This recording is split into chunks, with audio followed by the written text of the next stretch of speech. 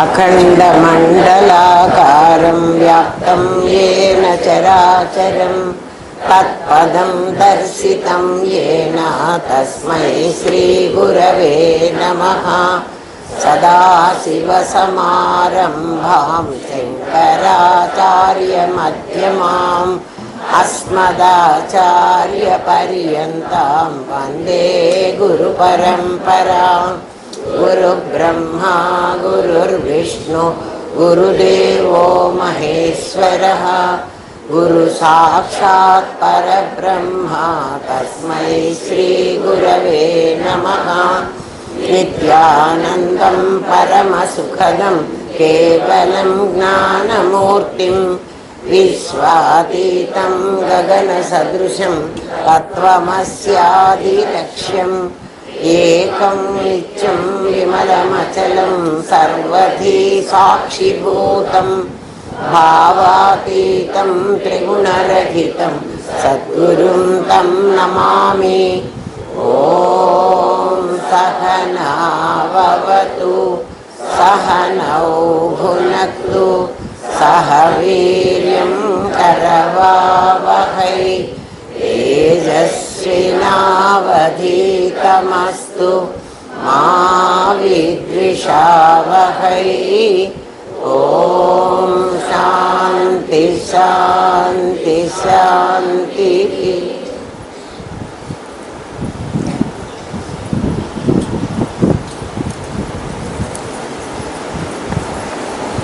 ఆత్మ ఏకమే అయితే ఆత్మ ఒకటి అన్నాడు కదా, ఏకమేవా అద్వితీయం, రెండవది లేదు, రెండు అనడానికి కూడా వీల్లేనిది అన్నాడు.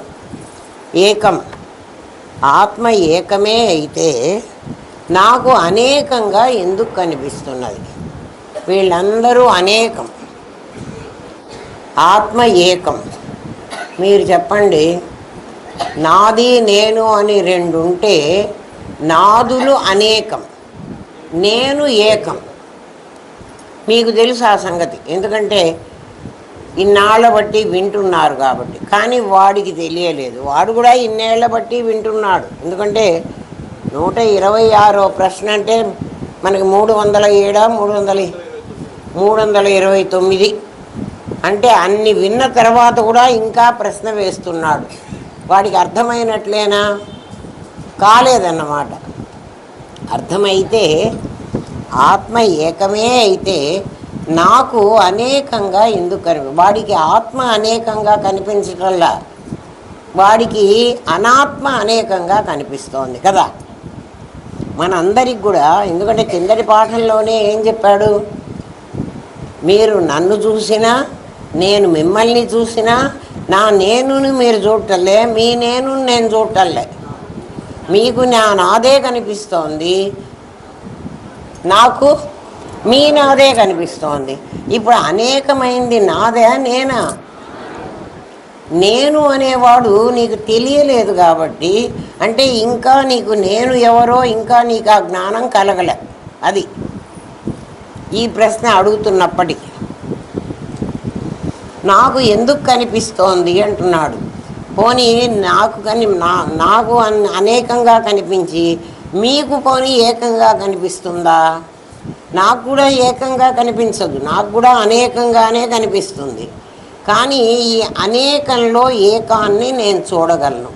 అట్టెట్లా చూస్తారండి మీరు అంటే, ఒక పెళ్లి కూతురికి నగలు చేయించామని చాలా సొమ్ములు తెచ్చి మన ముందర పెడతారు. పెళ్లి కూతురికే అన్ని సొమ్ములు చేయిస్తారు, నీకు నాకు అయితే ఏదో ఒకటి చేయించుకుంటాం కదా, అన్ని ఎవరు చేయించరు. ఆ సొమ్ములన్నీ తెచ్చిపెట్టారు, ఒక్కొక్కటి విడివిడిగానే ఉన్నాయి కదా. ఇవన్నీ కలిసి మనం వాళ్ళని అడుగుతాం, మొత్తం ఎన్ని తులాలు పెడుతున్నారు అని. వాళ్ళు వెంటనే 1 కేజీ పెడుతున్నారు అంటారు కదా. 1 కేజీ కరెక్టా? అనేకంగా ఉన్న నగలు కరెక్టా?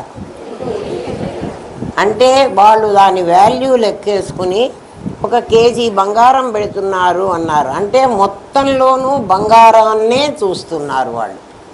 కాసుల పేరులో బంగారమే, గాజుల్లో బంగారమే, కంటెలో బంగారమే, వడ్డాణంలో బంగారమే. కానీ ఇవన్నీ విడివిడిగా ఉన్నాయి. వేరువేరుగా ఉంటాయే కానీ నిజంగా అందులో ఉన్నదంతా ఒకటి కదా. ఇప్పుడు చూడండి, ఎవరన్నా గృహప్రవేశం అని మన ఇంటికి పిలిచారు, వాళ్ళ ఇంటికి వెళ్ళి చూసి వచ్చాం. వాళ్ళ ఇంట్లో వంట ఇల్లు వేరే ఉంటుంది, హాలు వేరే ఉంటుంది, బెడ్రూమ్లు వేరే ఉంటాయి కదా, వరండాలు వేరే ఉంటాయి. కానీ అంతా కలిసి మనం ఏమంటాం, వాళ్ళ ఇంటికి గృహప్రవేశానికి వెళ్ళాం, ఇళ్ళకి వెళ్ళాము అంటామా? ఎందుకని? ఆ ఇంటిని మాత్రమే అంటే ఇవన్నిట్లో ఉన్నది ఒక పదార్థమే. ఉపయోగం కోసం, అదే ఉపయోగం కోసం గాజని చేతికేసుకున్నా, గొలుసని మెళ్ళో వేసుకున్నా, వడ్డాణమని నడుముకు పెట్టుకున్నానే కానీ మొత్తం నా శరీరానికే తగిలించుకుంటున్నా, వేరే వేరే పార్ట్స్లో, అంతేనా కదా. కాబట్టి ఇద్దరి దృష్టిలో మార్పు ఉందే కానీ పదార్థంలో మార్పు లేదు. అవును కదా. వాడికి గురువుగారి దృష్టిలో ఏకం కనపడుతోందా? కనపడడం అనేకమే. కానీ గురువుగారి దృష్టిలో ఏముందంటే ఇదంతా ఏకం అని ఉంది.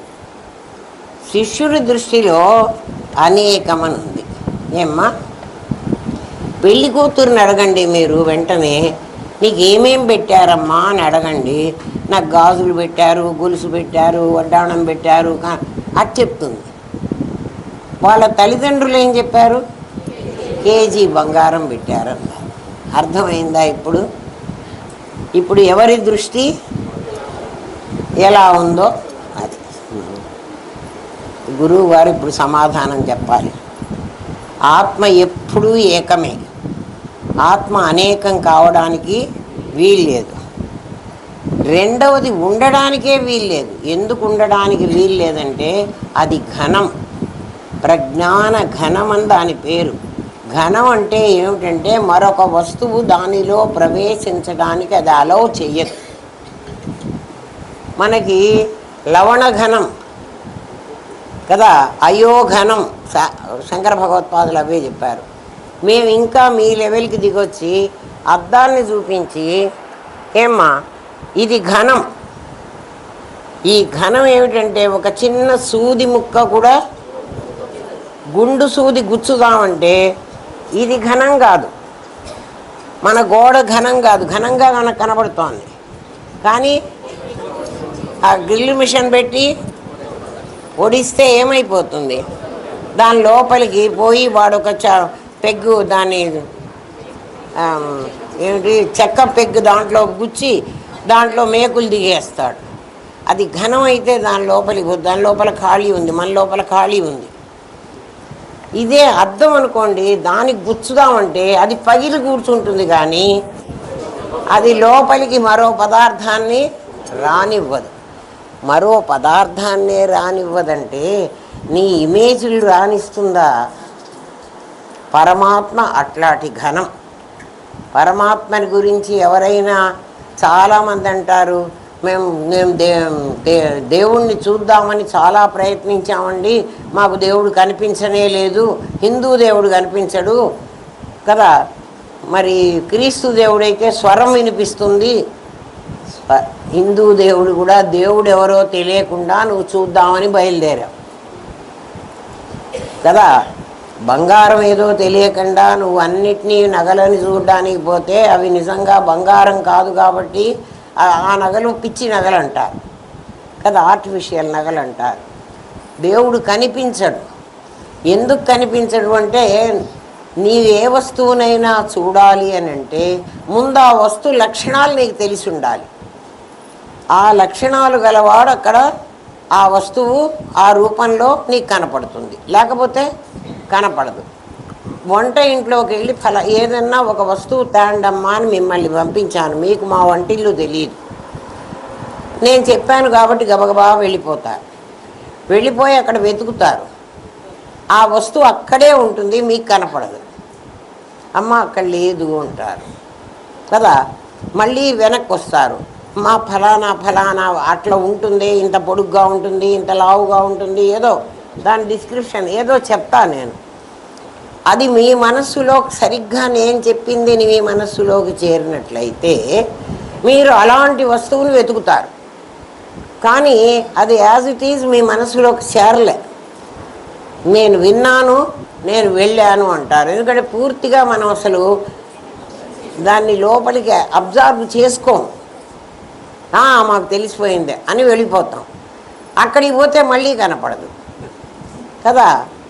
ఈసారి మళ్ళీ నేనే వచ్చి ఆ వస్తువును చూపించి ఇక్కడే ఉంది కదే, మీకు ఎందుకు కనపడలేదు అని కోప్పడతాను. ఎందుకు కనపడలేదు, మీకు కళ్ళు లేవా అంటే వస్తువు తాలూకు సరైనటువంటి అవగాహన మీకు లేకపోబట్టి మీకు అది కనపడదు. అట్లాగే ఋషులంతా అంతటా నేను చూశామని, అంతటా నీవు ఉన్నావని వేదం చెప్తోందిట. ఉన్నాడు పరమాత్మ, అంతటా ఉన్నాడు. నాస్తికుడికి లేడేమో కానీ, ఎందుకంటే వాడికి చూసే కళ్ళు లేవు కాబట్టి వాడికి లేడు. గుడ్డివాడికి సూర్యప్రకాశం తెలియదు కదా, లేదు సూర్యుడు అసలు ప్రకాశించలేదంటాడు కదా, గుడ్డివాడికి తెలియదు. వీడికి ఎలాంటి వస్తువో నీకు తెలియనప్పుడు, ఆ పదార్థం యొక్క విలువ తెలియనప్పుడు అంతటా ఉన్నారు అని వేదం చెప్తోంది.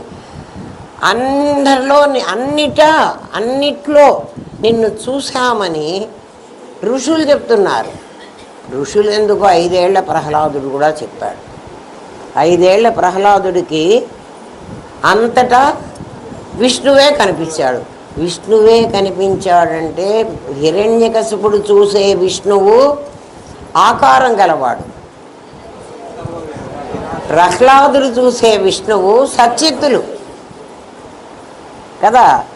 ఇప్పుడు హిరణ్యకశిపుడికి చూపించాలంటే ఆకారం ఉన్నవాడినే చూపెట్టాలి కదా. భగవంతుడు ఆకారం అంటే హిరణ్యకశిపుడు అంతటి వాడికి తన ఆకారం ధరించి వచ్చాడేమో. ఆఫ్టర్ ఆల్ మనలాంటి వాళ్ళందరికీ భగవంతుడు తలా ఒకడికి ప్రతివాడు నాకు దేవుణ్ణి చూపించు అంటే వాడు ఆకారం పెట్టుకొని వస్తాడా మన కోసం? ఆఫ్టర్ ఆల్ మన కోసం, అంతే కదా. ఆలోచించండి. హిరణ్యకశిపుడు అంతటి వాడివిగా ఖచ్చితంగా నీకు భగవంతుడు నీ కోసమనే వస్తాడు కదా. ప్రహ్లాదుడి దృష్టిలో అంతటా ఉన్నాడు అంటున్నాడు. మన ఋషులు మేమందరం చూశాము అంటున్నారు. మనకెందుకు కనపడడు పరమాత్మ కదా అంటే పరమాత్మ లక్షణాలు మనకు సరిగ్గా అర్థమైతే పరమాత్మ కనిపించడం అర్ధక్షణం కూడా కాదు, ఫ్రాక్షన్ ఆఫ్ సెకండ్. పరమాత్మ లక్షణం నీకు అర్థం కావాలి. అర్థం ఎలా అవుతుంది అంటే శ్రోతవ్యో, నువ్వు వినరా. వినడం ఎలా వినాలి అంటే మా వంటింట్లో వస్తువు చూసిరా అంటే నువ్వు 3వసారి కూడా నీకు కనపడలేదే, అట్లా వింటే లాభం లేదు. విని ఏం చేయమంటావు? నువ్వు వెళ్ళే దారిలోనే మా వంట ఇంటి వరకు వెళ్ళే లోపల నేను చెప్పిన మాటలు పదే పదే మననం చేసుకుని అలాంటి వస్తువునే చూడడానికి నువ్వు వెళితే నీకు ఆ వస్తువు కనిపిస్తుంది. మనకి ఏ వస్తువు అయినా కనిపించాలంటే దాని తాలూకు దృష్టి ముందు మనకు అలవాటు కావాలి. అందుకే దానికి ఇంత టైం తీసుకోమన్నారు. అలవాటైతే ఆ దృష్టి జ్ఞానమయం కృత్వ పశ్యేత్ బ్రహ్మమయం జగత్. అంతేగాని దృష్టి జ్ఞానమయం కాకుండా నాకు పరమాత్మ కనపడలేదు, నేను చాలా ఏళ్ల నుంచి ప్రయత్నం చేస్తే పరమాత్మ కనపడడు. పరమాత్మ కనపడడానికి ఒక క్షణం చాలు. ఎప్పుడు అంటే కనపడడానికంటే నీకు ఎదురుగా కనపడతాడా, నీకు అర్థం కావడానికి. అందుకోసమే శ్రవణం ఉపయోగపడుతుంది. పరమాత్మని గురించి తెలుసుకోవాలంటే ముందు పరమాత్మ లక్షణాలు తెలియాలి. పరమాత్మ లక్షణాలు ఏమిట్రా అంటే ఆయన ఉంటాడు, ఆయన కనిపిస్తాడు. ఉంటాడు, ఉన్నట్టుగా కనిపిస్తాడు. ఇప్పుడు ఈ మైకు ఉంది అందామా లేదా? ఉంది, ఉన్నట్టుగా కనిపిస్తోంది కదా. ఉన్నట్టుగా కనిపించటము ఉండడము అనేవి 2 పరమాత్మ లక్షణాలు. ఇట్లా పొడుగ్గా ఉంటాం, ఇట్లా సన్నగా ఉంటాం, ఇక్కడొక దీనికో మౌతి ఉంటాం, బిగించడం, ఇవన్నీ కూడా మైకు లక్షణాలు. మైకు లక్షణాలని పరమాత్మ మీద పెట్టవాకు. పరమాత్మ లక్షణాలు మైకులో పెట్టు. ఎందుకు అంటే పరమాత్మ లక్షణాలు లేకపోతే మైక్ ఉండడానికే వీల్లేదు. అంటే ఉండడం చూడండి, స్విచ్ ఉంది, దీని ఈ కనెక్షన్ ఉంది, ఇది ఈ గొట్టం ఉంది, ఈ మౌత్ పీస్ ఉంది. ఆ ఉంది అనడం పరమాత్మ లక్షణం. ఆ ఉండడం ఎలా ఉంది అని నిన్ను అడిగినప్పుడు అది గొట్టంలాగా ఉంది, ఇవన్నీ విశేషాలు. ఆ ఉండడం సామాన్యం, ఇది విశేషం. ఇంకా పరమాత్మ లక్షణం ఏమిటంటే, పరమాత్మకి ఇంకో లక్షణం కూడా ఉంది. అది ఆయన స్వతహా ఆయన లక్షణమే అది. ఆయనకి ఇంకో లక్షణం ఏముంది అంటే, తను ఉన్నానని ఎవరూ చెప్పక్కర్లే, వాడికే తెలుసు. ఈ మైకుకు ఉంటుందే కానీ నేనున్నాను అని మైకుకి తెలియదు కదా. అయితే ఇది పరమాత్మ కాదా అండి మీరు వెంటనే అడుగుతారు. పరమాత్మ లక్షణంలో చెప్తూ నేనున్నాను అని వాడికి తెలియాలి, నేనున్నాననే సంగతి వాడికి తెలియాలి. నేను ఉండడమే కాదు, నా ఎదురుగా వీళ్ళందరూ కూడా ఉన్నారని నాకు తెలియాలి. ఈ మైక్కి తను ఉన్నానని తనకు తెలియదు, దీనికి ఎదురుగా నేను నుంచుని మాట్లాడుతున్నానని తెలియదు. నాకు తెలుసు నేనున్నానని తెలుసు.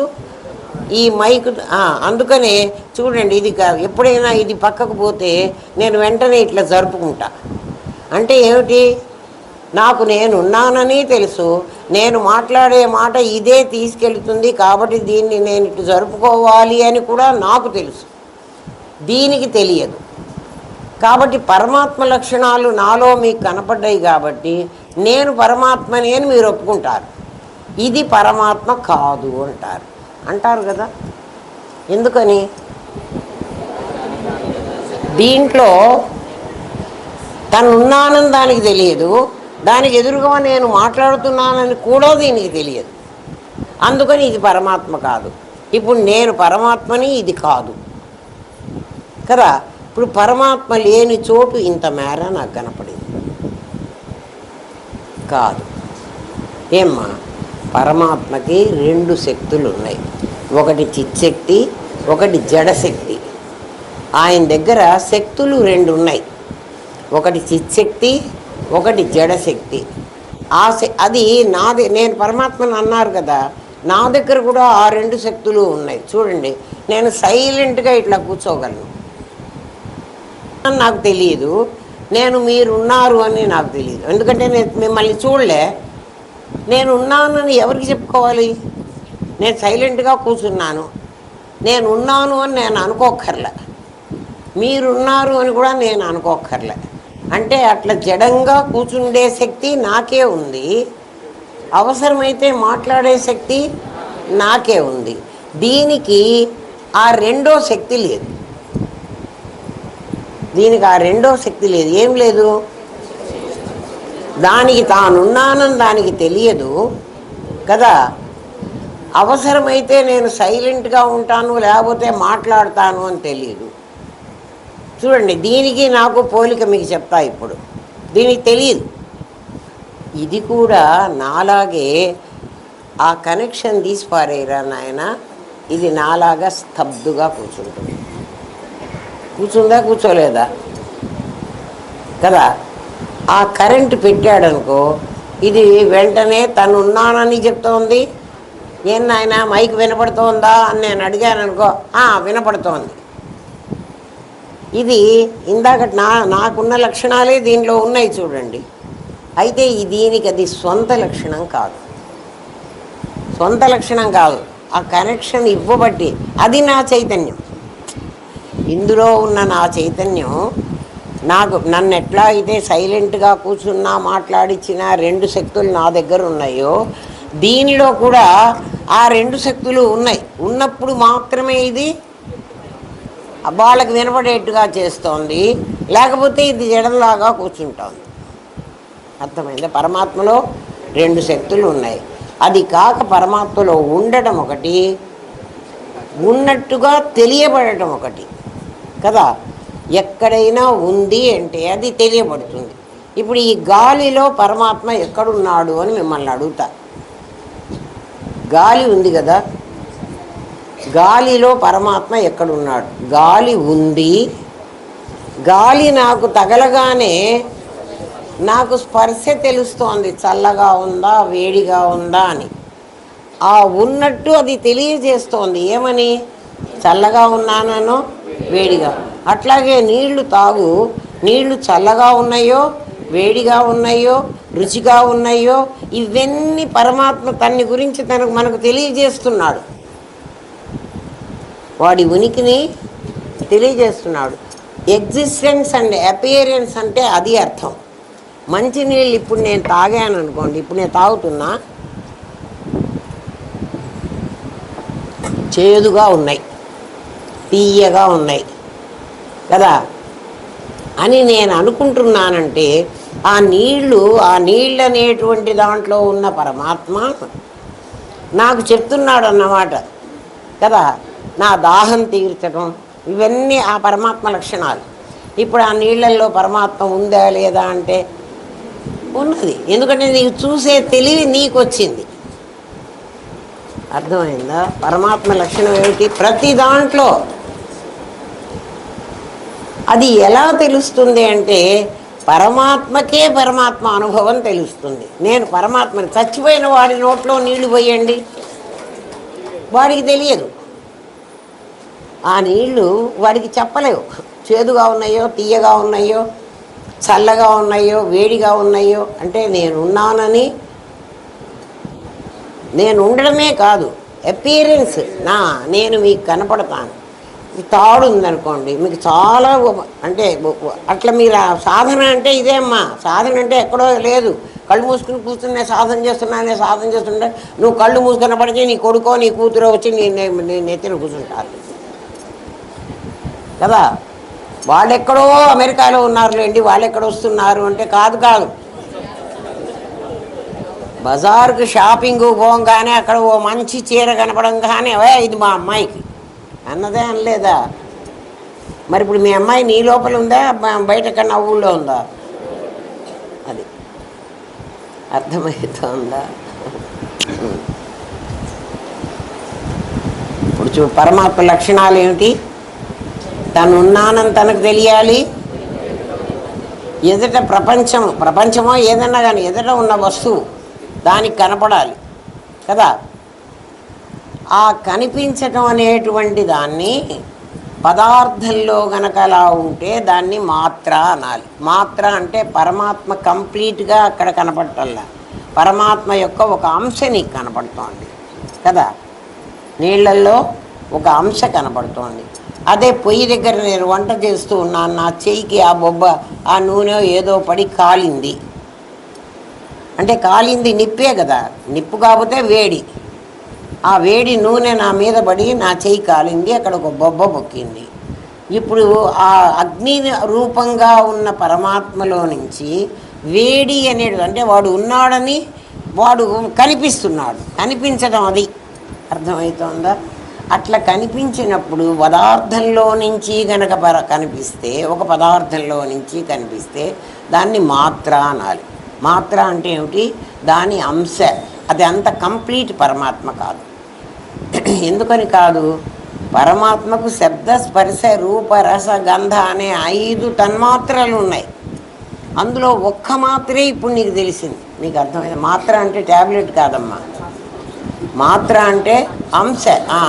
మాత్రలు వేసుకున్నావా అంటే అది కాదు. ట్యాబ్లెట్ వేసుకున్నావా, ట్యాబ్లెట్ కాదు. సరిగ్గా అర్థం తెలుసుకోండి. మాత్ర అంటే ఒక అంశ, ఒక భాగం. పరమాత్మలో ఒక భాగం నువ్వు చూడగలిగావు. ఎప్పుడు? గాలి చల్లగా ఉంది, అబ్బా ఎంత వేడిగా ఉంది అని అన్నావు అనుకో, అంటే ఆ వేడిని నువ్వు ఎక్స్పీరియన్స్ చేసావు. పరమాత్మలో అది పరమాత్మే. నువ్వు పరమాత్మని చూడగలిగితే అన్నిట్లో నీకు పరమాత్మ కనిపిస్తాడు. చూసే శక్తి నీకు కావాలి కదా. నేను గుడ్డివాడిని అనుకోండి, నాకు పరమాత్మ కనిపించడు. ఎందుకని? నాకు కాంతే కనిపించదు. అట్లా నాకు 5 ఇంద్రియాలు పెట్టి 5 మాత్రలను గ్రహించే శక్తి పెట్టాడు పరమాత్మ. చూడండి, 5 మాత్రలు ఉన్నాయి కదా ఆయన దగ్గర. అందుకని 5 జ్ఞానేంద్రియాలు పెట్టాడు. జ్ఞాన ఇంద్రియం అన్నారు దాన్ని. అంటే పరమాత్మ యొక్క అంశని నువ్వు తెలుసుకోవాలంటే నీకు 5 రకాల ఇంద్రియాలు ఎందుకు పెట్టాడంటే ఒక్కొక్క ఇంద్రియంతో ఒక్కొక్కటి మాత్రమే తెలుసుకోగలవు. అందుకని పరమాత్మలోని ఒక భాగాన్ని మాత్రమే తెలుసుకునేటువంటి నాకు ఈ ఇంద్రియాలు సహాయం చేయవు. ఎందుకని? దాని కెపాసిటీ అంతే కదా. ఆ ఇంద్రియాల కెపాసిటీ ఎంత? పరమాత్మలోని ఒక అంశని మాత్రమే తెలుసుకోగలిగిన శక్తి నా ఇంద్రియాలకు ఉంది. అంతకు మించి కనుక దానికి హై వోల్టేజ్ పెట్టేసామనుకో అది ఏమైపోతుంది? అది చచ్చిపోతుంది కదా. అందుకే ఎంత చూడాలో పవర్ అంటారు చూడండి, కంటికి ఇంత పవర్. ఆ పవర్ పెంచితే ఏమవుతుంది? పవర్ అంటే మ్యాక్సిమం పవర్ పెంచితే కన్నే పోతుంది. అర్థమైందా? పరమాత్మ శక్తి 5 డిస్ట్రిబ్యూట్ అయ్యి ఒక్కొక్క శక్తిని ఒక్కొక్కటి గ్రహించగలిగిన ఇంద్రియాలను నాకు పరమాత్మ పెట్టాడు. ఓవరాల్ పరమాత్మని కనుక్కోవాలంటే మనశ్శష్టాని ఇంద్రియాణి, 6వ ఇంద్రియం నీకుంది. ఆ 6వ ఇంద్రియంకి ఏం కెపాసిటీ ఉందంటే వీళ్ళు 5 చేయగల పని అది చేస్తుంది. 6వ ఇంద్రియానికి ఎంత శక్తి ఉంది? ఈ 5 కలిసి ఒక్కొక్కళ్ళు ఒక్కొక్క పనే చేస్తారు కదా. ఈ 5 కలిసి చేసే పని. అందుకే మనస్సు షష్టాని ఇంద్రియాని, అది 6వ ఇంద్రియం. దాని కెపాసిటీ ఏమిటంటే నీ 5 ఇంద్రియాలు కలిసి ఏం పని చేస్తాయో అది చేయగలరు. ఒక్కొక్కటి ఇంద్రియం చేసే పని కాదు. అప్పుడు పరమాత్మ నీకు కంప్లీట్గా తెలియాలంటే ఇంద్రియాల ద్వారా తెలియబడడు. మరి ఎవరి ద్వారా తెలియబడతాడు? మనస్సు ద్వారా తెలియబడతాడు. మనస్సుకు ఎట్లా మీకు తెలుసు, కష్టం వచ్చినా సుఖం వచ్చినా మీ మనస్సు బాధపడటమో మీ మనస్సు సంతోషపడటమో మీకు తెలుసు. ఆ మనస్సుకే పరమాత్మ తెలియబడతాడు. తెలిసింది అంటావు చూడు. ఎక్కడ తెలిసింది అంటున్నప్పుడు ఆ మనస్సు ఎక్కడుందో నీకు తెలియదు. అది ఎందుకు తెలిసింది అంటుందంటే ఈ 5 దానికి తెలిసినప్పుడు తెలిసిందంట. ఈ 5 కలిసి ఉంటే ఎవడు వాడే పరమాత్మ కదా. ఈ 5 ఎవరి దగ్గర? అందుకని ఈ 5 కనుక్కుండే పదార్థం నీ దగ్గర ఒకటి ఉంది. అందుకే మన ఏవ మనుష్యాణం, నీ మనస్సు చాలా జాగ్రత్తగా పెట్టుకో. దానికి చాలా కెపాసిటీ ఉంది. దాన్ని పరమాత్మ వైపుకు మళ్ళిస్తే అది పరమాత్మని యాజ్ ఇట్ ఈజ్ పట్టుకొస్తుంది. నీ కళ్ళతో, నీ చెవులతో, నీ ముక్కుతో, నీ నోరుతో, నీ నాలుకతో పట్టుకురాలేవు.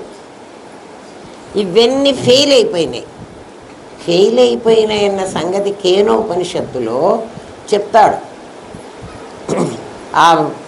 ఆ గడ్డి పొరకని, అదే గాలి వాయుదేవుణ్ణి పంపిస్తాడు. ఉపనిషత్తు అట్లాగే చెప్తుంది. అన్నీ రహస్యంగా దాచిపెట్టి మనకు పాఠాలు చెబుతుంది. మనం డీకోడ్ చేసి అవన్నీ తెలుసుకోవాలి. అక్కడ దర్భ కాదు, అక్కడ వాయువు ఒక మెరుపు మెరుస్తుంది. వాయువు వెళతాడు, నేను కనుక్కొని వస్తానని. వెళితే ఎవరమ్మా నువ్వు అని అడిగితే మీకు తెలుసు, ఆ ఉపనిషత్తు కథ చాలాసార్లు చెప్పుంటారు.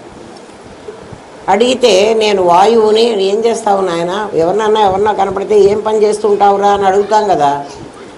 ఏం లేదమ్మా, ఏదైనా కూడా ఈ ప్రపంచంలో ఏది దొరికినా దాన్ని నేను ఎగరగొట్టగలను అంటాడు. అంత శక్తి ఉందా నీకు? నాకు తెలియలేదులే. అట్లా గడ్డి పెరికి ఈ చిన్న దర్భం, ఈ దర్భముక్క కాస్త కాల్చిపెట్టు. కాల్చదు, ఎగరగొట్టు నాయన అంటూ. ఎగరగొట్టలేకపోతాడు, వెనక్కి తిరిగి వస్తాడు. ఇవన్నీ కథ ఇట్లా చెప్తారు. అదేంటి వాయుదేవుడు అంత దర్భని ఎగరగొట్టలేకపోయినాడా అని మనం అనుకుంటాం. కానీ వాయువుకి ఆ శక్తి లేదు. ఒక్కొక్కడికి ఒక్కొక్క శక్తే ఉంది. అది వాడి ప్రధానమైన శక్తి. మీకు పంచకోశ విచారణలో శబ్దస్పర్శ రూపరస గంధాల్లో చెప్తాను. దీనికి 5, దీనికి 4, దీనికి 3, దీనికి 2, దీనికి 1 ఉంటాయని ఈ చివరి దానికి ఒక అండర్లైన్ చేసి ఉంటాం. మొట్టమొదటి మీకు ఫండమెంటల్స్ చెప్పేటప్పుడు ఆ అండర్లైన్ చేస్తున్నామంటే దీని కెపాసిటీ ఇంతే. ఇవన్నీ దీనికి ఉన్నప్పటికీ దీని సొంత శక్తి ఈ చివరిది. అట్లా మన ఇంద్రియాలన్నీ అట్లా తయారైనాయి, వివర్తమై తయారైనాయి. అంతే కదా. అగ్నిలాగా లేదు, ఇక్కడ నిప్పు ఉందా, మండుతుందా, కావాలంటే మండుతుంది. నాకు కోపం వచ్చినప్పుడు ఇట్లా చూస్తే కదా మంట పెట్టగలదు, ప్రేమించగలదు. ఏంరా అది మంట అవునా కాదా? ఎవరినన్నా కోపడితే తెలుస్తుంది, దెబ్బ తిన్నవాడికి తెలుస్తుందిలే, దెబ్బ కొట్టినవాడికి కాదు. సరే, తర్వాత అగ్నిదేవుడు వెళతాడు. అగ్నిదేవుడు కూడా దీన్ని కాల్చమంటే వాడు కాల్చలేక వెనక్కి వచ్చేస్తాడు. అంటే ఎవ్వరూ కూడా ఏ పని అంతకంటే చెయ్యలేరు, వాళ్ళ కెపాసిటీ అది. మనస్సుకి 5 శక్తి ఉంది. మనస్సుకి ఆ 5 చేసే శక్తి దానికి ఉంది. మనస్సుతో కరెక్ట్గా కనుక అంతర్ముఖం చేసి పరమాత్మను పట్టుకుంటే, అందుకే ఆ మనస్సును లోపలికి పంపిస్తే పరమాత్మని పట్టుకుంటుంది. ఎందుకంటే అది పరమాత్మే కాబట్టి దాన్ని పట్టుకోవడం దానికి తేలిక. అది కాక దాన్ని బయటికి పంపించామనుకో అక్కడ కూడా పట్టుకుంటుంది. ఎవరిని పట్టుకుంటుంది అంటే అక్కడ కూడా పరమాత్మనే పట్టుకుంటోంది, బయట కూడా పరమాత్మనే పట్టుకుంటోంది. ఏ పరమాత్మను పట్టుకుంటోంది అంటే బయట ఆభాస అయిన పరమాత్మను పట్టుకుంటోంది. ఆభాస ఏమిటి అంటే బయటికి పోతే కూడా మనసు ఏం చేస్తుంది కదా, నీ కొడుకుని పట్టుకుంటుంది, నీ కూతుర్ని పట్టుకుంది, అంతేనా? తర్వాత నా భార్యని పట్టుకుంది, నా డబ్బుల్ని పట్టుకుంది, ఇంకేం కావాలి?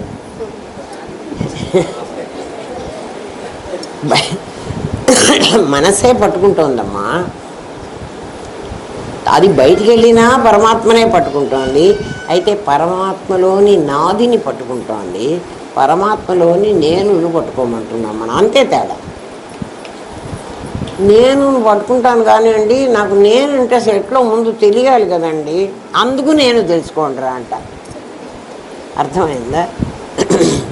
అది పట్టుకుంటున్నది బయటికి పోతే మొత్తాన్ని పట్టుకుంటుంది. నీ కూతుర్లో ఒక భాగాన్ని పట్టుకుంటున్నావా? అన్ని భాగాలని పట్టుకుంటున్నావు. నీ కూతురో, నీ కొడుకో, నీ మొగుడో, నీ పెళ్ళామో, నీ డబ్బులో, 3. ఇక్కడ 3, అక్కడ 5, అంతే. మీ ఇష్టం. బయటికి పంపిస్తుందా ఈ 3టిని పట్టుకుంటుంది, ఇంకా వదలదు కదా. మీకు మా గురుదేవులు అంటారు, చిన్న పిల్లల దగ్గర వాళ్ళు చాలా మనకు పాఠాలు చెబుతారట. మీ పిల్లలే నీకు చెప్తారన్నారు మా గురువు గారు. అప్పుడు నా పిల్లలు ఎంత వాళ్ళు అంటే, ఒకడు 5 ఏళ్ళవాడు, ఒకడు 3 ఏళ్ళది, ఒకడు ఏడాది వాడు. ఈ 5 ఏళ్ళు 3 ఏళ్ళు ఏడాది పిల్లలకి వాళ్ళు నా మాటలే వాళ్ళకి రావు, నేనే వాళ్ళకి మాటలు చెప్పాలి. వాళ్ళు నాకేం చెబుతారబ్బా అని అనుకునేదాన్ని. నా పిల్లలు నాకు ఎన్ని పాఠాలు చెప్పారో మీకు చెప్తా, ఉదాహరణకి చెప్తాను. ఒక పిల్లవాడికి మనం చేతిలో ఈ వస్తువు ఇచ్చామనుకోండి, గట్టిగా పట్టుకుంటాడు. మన దగ్గర మా నేహాకి ఇస్తే నాకు తెలుస్తుంది. ఒక కారు ఇచ్చా, చిన్న బొమ్మ కార్లు ఉంటాయి కదా, అది పట్టుకొని అక్కడ కార్లను ఇంకా చూస్తోంది. ఈ కారు చేతిలో ఉంది కదా, ఇంకా ఇక్కడ డబ్బాలో కార్లు ఉన్నాయి, షాపులో డబ్బాలో అన్నీ చిన్న చిన్న కార్లు ఉంటాయి కదా శ్రీశైలంలో. ఆ కార్లు చూస్తోంది. ఫోన్లే ఆ పిల్లకి ఆ కారు కావాలేమో అని ఆ కారు కూడా పట్టుకోమ్మా అన్న. ఇంకో కారు తీసుకో, అందులో దానికి నచ్చిన ఇంకోటి తీసుకుంది. 2 పట్టుకోవడానికే ఈ చేతులు సరిపోయినాయి, ఇంకా దానికి కావాలని ఉంది. చూడండి, ఈ డబ్బా ఇట్లా పట్టుకుంది, అట్ట పెట్టే కదా, అవన్నీ కింద పడిపోయినాయి ఆ కార్లన్నీ. అవన్నీ నాకు కావాలని చిన్నపిల్లలు మనకి అట్లే చెప్తారు. వాళ్ళ చేతికి ఒకటి ఇస్తే ఈ చేతిలో ఉన్నదాన్ని దగ్గర పెట్టుకుని ఇంకోటి కూడా దీంట్లో పెట్టాలని ఇది పట్టినన్ని పెట్టి ఇంకా కూడా కావాలంటుంది. ఈ చేతిలోది కనుక లాగేస్తే ఒకటి ఇస్తే ఒకటి పట్టుకుంటుంది, ఇంకోటి తీసుకోవాలంటే ఇది వదలాలి కదా, దీన్ని వదిలితేనే ఇంకోటి పట్టుకోగలదు కదా. మన మనస్సు కూడా అలాంటిదే. నువ్వెంతసేపు నా భార్య, నా బిడ్డలు, నా ఆస్తి, ఇవన్నీ పట్టుకుంది ఆల్రెడీ, ఎందుకంటే అవి బయట దొరికేవే కాబట్టి ఆల్రెడీ పట్టేసుకుంది. పరమాత్మ తత్వాన్ని వాడికి అందించాలంటే ఆ మనస్సుకి ఏ మనస్సు అయితే ఉందో దానికి పరమాత్మ తత్వం అందించాలి. ఈ 3 పీకేస్తే తప్ప అది ఒప్పుకోదు. ఈ మూడు పీకేయడానికి నువ్వు ఒప్పుకోవు. చిత్రం చూడు, అది అందుకోవాలి అంటే ఈ మూడు ఉంటే అది ఇంకో పెట్టుకోవడానికి చెయ్యలేదు. పిల్లలు చెప్తా అంటే మనస్సు వాళ్ళది స్వచ్ఛంగా ఉంటుంది, వాళ్ళు ఉన్నది ఉన్నట్టు బయటపడిపోతారు. మనమైతే మనకి లోపల ఆ కార్లన్నీ కావాలని ఉన్నా మనం ఏం చేస్తామో చెప్తా విను.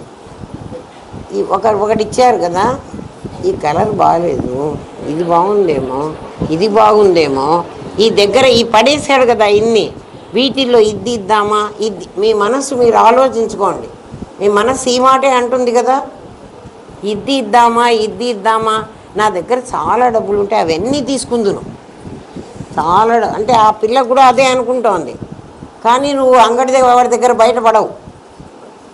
బయటపడితే నువ్వు చాలా ఆశపోతువని వాడు తిడతాడని నీకు భయం, కానీ నీ లోపల ఉంది. అందుకని ఏం చేస్తావు, సెలక్షన్ నిలబెడతావు. ఆలోచించు, ఈ మూడు వదిలేస్తే, ఈ మూడు వదలమని చెప్పేదే సన్యాసం తీసుకోండిరా. నీకు పరివ్రాజకుడు సన్యాసి వాడే. ఈ పెళ్ళాం పిల్లలు ఈ ఆస్తిపాస్తులు వదిలేస్తే అది పట్టుకుంటుంది. కానీ నిన్ను బ్రహ్మ విద్య కోసం ఇది వదులు అన్నామంటే నాకు బ్రహ్మ విద్య వద్దు, నాకు ఇదే కావాలంటాడు కదా. అందుకని మేమేం చేస్తామంటే, నీకు సెలెక్ట్ చేసుకోమన్నాం కదా, నీకు అన్నిటికంటే ఇష్టమైంది, నీకు ఆనందమైంది ఏదో ఒకటి నీ చేతికి తగిలిస్తే ఈ సంసారంలో ఉండే కష్టాలన్నీ, ఆ సుఖం ముందర అదే సమాధి. కొంచెం స్వీట్ పెడతాడే పుల్లారెడ్డి స్వీటు, అది కొంచెం అరే అది నిజంగా బాగుంది కదా, అదే నాకు రోజు ఉంటే ఈ బంధాలన్నీ నాకు ఉండవు కదా అని నీకు అనిపిస్తుంది. దానికోసం నువ్వు ప్రయత్నిస్తావు. అందుకని ఆత్మవారే ద్రష్టవ్యో తర్వాత మాకు సమాధి వచ్చిందండి, మాకు అయిపోయింది. సమాధి వస్తే అయిపోదు, అది ప్రారంభం.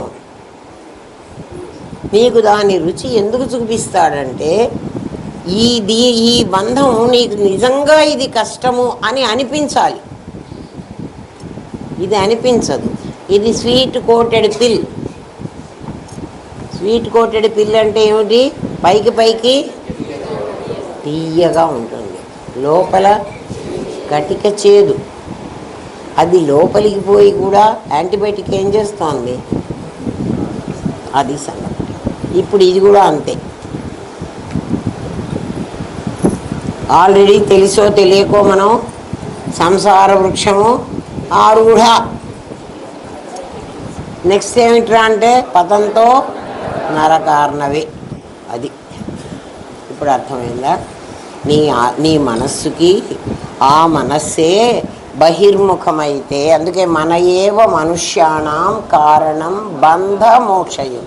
నీ బంధానికి నీ మోక్షానికి నీ మనస్సే కారణమవుతోంది. అంటే మనస్సు ఏం చేస్తోంది, అది అంతర్ముఖమైతే పరమాత్మను పట్టుకోగలదు, బహిర్ముఖమైతే ప్రపంచాన్ని పట్టుకోగలదు.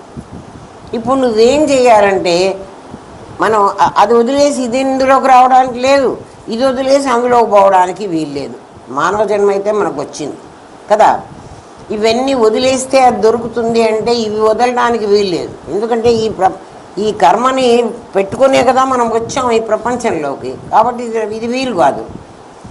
అందుకని శంకర భగవత్పాదులు ఏం చెప్పారంటే, అందరూ సన్యాసం పుచ్చుకోవాకండి, ఇది వదిలితే కానీ అది రాదు, అది వదిలితే కానీ ఇది రాదు అని అంటున్నాం కదా. ఇది ఉంటే అది రాదు, అది ఉంటే ఇది రాదు. దీంట్లో దాన్ని వెతుక్కో, ఇందులోనే ఉండు, దీనిలో దాన్ని వెతుక్కో. దీనిలో దాన్ని ఎట్లా వెతుక్కోవాలంటే, ఈ నాదులన్నిటినీ ఆ లెక్క వేసుకో, దాని లోపల ఉన్న నేనుని కనుక్కోవడానికి ప్రయత్నం చేయి కదా. ఆ నేను తెలిస్తే నాది ఉంటే కూడా నాకేం కాదు, నాది ఆభాస, నేను వస్తువు. నాదితో నువ్వు యాక్ట్ చేస్తున్నా నీకేం కాదు, అది ఇంకా తర్వాత చెప్తాడు. ఇప్పుడు మీకు అర్థమైందా ఇందులో చెప్పబోయేది ఏమిటో వినండి.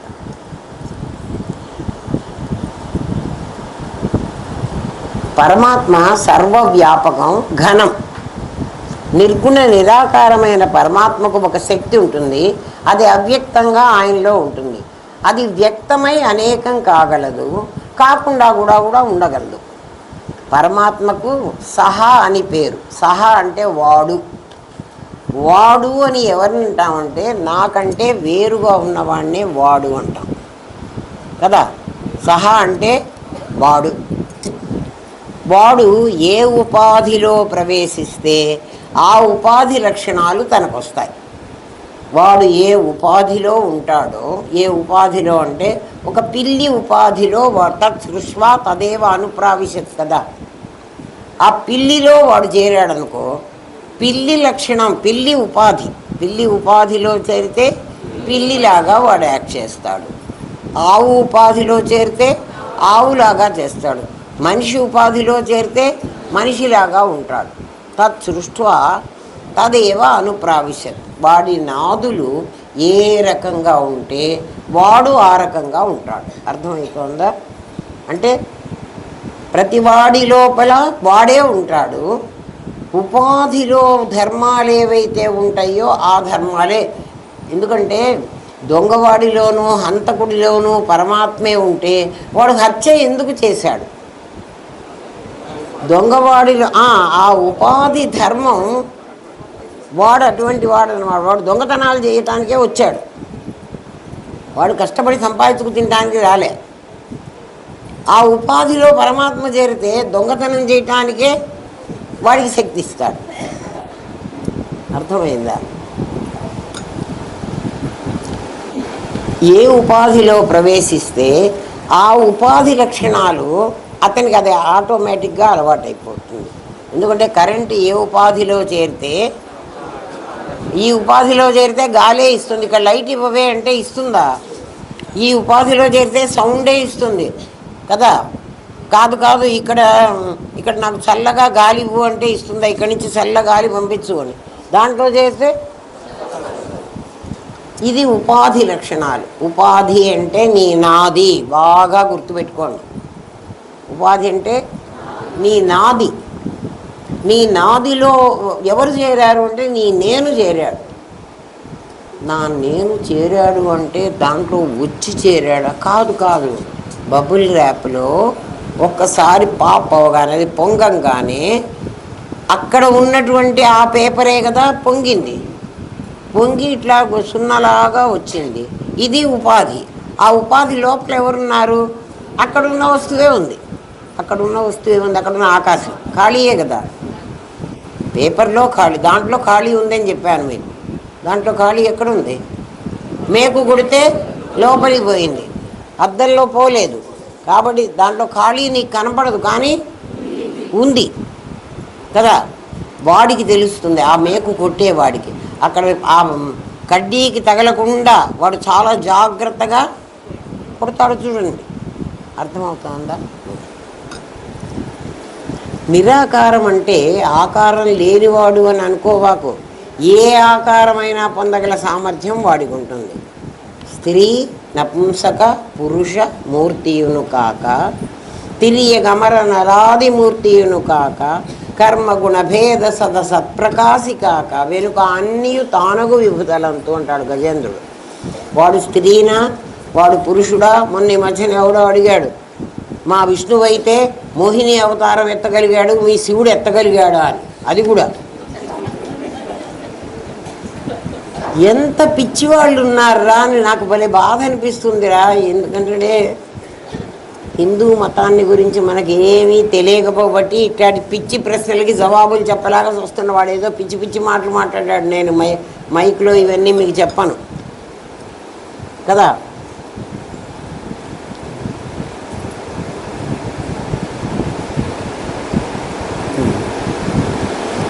ఉపనిషత్తు బ్రహ్మన్ అని పుల్లింగ శబ్దంలో ప్రయోగించి, బ్రహ్మన్ అన్నది పుల్లింగ శబ్దంలో పురుషుడు అని, దేవుడు వాడు అనే దాంట్లో ఉపయోగించింది. నపుంసకలింగంలో బ్రహ్మం అంటుంది. అది సగుణంగా చూస్తే సగుణంగా, నిర్గుణంగా చూస్తే నిర్గుణంగా కనిపిస్తుంది. అహమేవ పరం బ్రహ్మ అహమేవ పరం బ్రహ్మ, నేనే పరబ్రహ్మను. సహా అహం, సోహం అనేది అది. సహా అంటే వాడు, వాడు అంటే ఎవడు? నాకంటే దూరంగా ఉన్నవాడు. నాకంటే దూరంగా ఉన్నవాడంటే దేవుణ్ణి నేను ఇప్పటికీ చూడలేదు కాబట్టి, నేను దేవుడు అని నాకు తెలియదు కాబట్టి నేను దేవుణ్ణి దూరంగా పెట్టా. నేనే దేవుడు అయితే నేనే అహం బ్రహ్మాస్మి అంట. నేనేమంటున్నాను? వాడు అంటున్నా. దేవుడు ఉపర్వాల పైవాడు, వాడు అంటేనే సరిపోతుంది. సహా సహా అహం, వాడే నేను. అందుకే దాన్ని సోహం అన్నారు. సోహం భావేన స్వహ అహం, వాడు నేను ఇద్దరం కాదు, ఇద్దరం కలిసి ఒకటి. వాడు నేను ఇద్దరం ఒకటి ఎప్పుడవుతామంటే, చూడండి మీరు బాగా ఆలోచించండి. వాడు నేను ఇద్దరం ఉన్నాం. వాడు అంటే దూరంగా ఉన్నాడు, నేనంటే ఇక్కడ ఉన్నాను. మేమిద్దరం కలిసి ఎప్పుడవుతామంటే, వాళ్ళలో ఉన్న నేను, నాలో ఉన్న నేను, మధ్యలో కూడా నేనే ఉన్నానని ప్రజ్ఞాన ఘనమని తెలిస్తే అక్కడ వాడు ఇక్కడ నేను లేవు కదా. మీకు ఎట్లా అర్థం చేసుకోవాలంటే, ఒక ఫోటో చూడండి, గ్రూప్ ఫోటో తీసుకురండి. గ్రూప్ ఫోటోలో ఏముంటారు? అందరు ఉంటారు కదా. మనం మామూలుగా అయితే ఆ ఫోటో తీసుకోక ముందు నేను ఇక్కడ కూర్చుంటాను, వాడు వెనక అక్కడెక్కడో నుంచుంటాడు గ్రూపులో కదా. ఇక్కడ మా ఇద్దరికి మధ్య ఇంత దూరం ఉంది. వాడు అక్కడున్నాడు, నేను ఇక్కడ కూర్చున్నాను కదా. అదే ఫోటో తీసేటప్పటికీ ఫోటోలో ఒక పేపర్లోనే అదే పేపర్లో వాడు ఉన్నాడు, నేను కూడా ఉన్నాను. ఇప్పుడు ఏమంటాను? వాడక్కడ నేను ఇక్కడ అంటామా? అనను. ఏమంటాను? ఫోటోలో మేమిద్దరం ఉన్నామంటాం. ఒక ఫోటోలో మేమిద్దరమే కాదు, మేమందరం ఉన్నామంట. ఎన్ని ఫోటోల్లో? ఒక్క ఫోటోలోనే. ఫోటో ఒకటే. ఎప్పుడు వాడు నేను ఒకటవుతామంటే, వాడికి నాకు మధ్యలో డిస్టెన్స్ లేకుండా మేమిద్దరం కలిసి ఉన్న చోటు ఎక్కడ ఉంటుందో అప్పుడు మేమిద్దరం ఒకటి. అర్థమైందా? ఏమో అర్థం కాదేమోరా. ఇప్పుడు అర్థం అయినట్టు ఉంటుంది కానీ అర్థం కాదు, అంత తొందరగా అర్థం కాదు. ఇంటికి పోయి మళ్ళీ మళ్ళీ ఆలోచించుకోండి, లేకపోతే అర్థం కాదమ్మా కదా. ఫోటోలో ఒకే పేపర్లో, ఆ పేపర్ వీడి ముక్క వేరే నా ముక్క వేరే లేదు. ఇక్కడ మా ఇద్దరికి మధ్య ఖాళీ ఉంది. అర్థమవుతుందా? అందుకని సోహం అనేటువంటిది సహా అహం, వాడు నేను ఒకటైతామంటే సోహం. సోహం హంస, హంస సోహం. అదే అహమేవ పరం బ్రహ్మ. అహమేవ అన్నప్పుడు ఏవ ఇవా శబ్దం దేనికి వస్తుందంటే నేను మాత్రమే. అప్పుడు వాడు లేడు. మీకు అర్థమవుతుందా? అహమేవ పరం బ్రహ్మ అన్నప్పుడు వాడు నేను ఇద్దరం ఉన్నప్పుడు, వాడు నేను ఇద్దరం ఒకటి అన్నాము ఒక స్టేజ్లో. తర్వాత మళ్ళీ ఏమంటున్నాను? ఇద్దరం లేము, అసలు ఒక్కడే ఉన్నాడు, అది నేనే. అహమేవ పరం బ్రహ్మ, నేను మాత్రమే పరబ్రహ్మని. మరి వాడేమైనాడు కదా.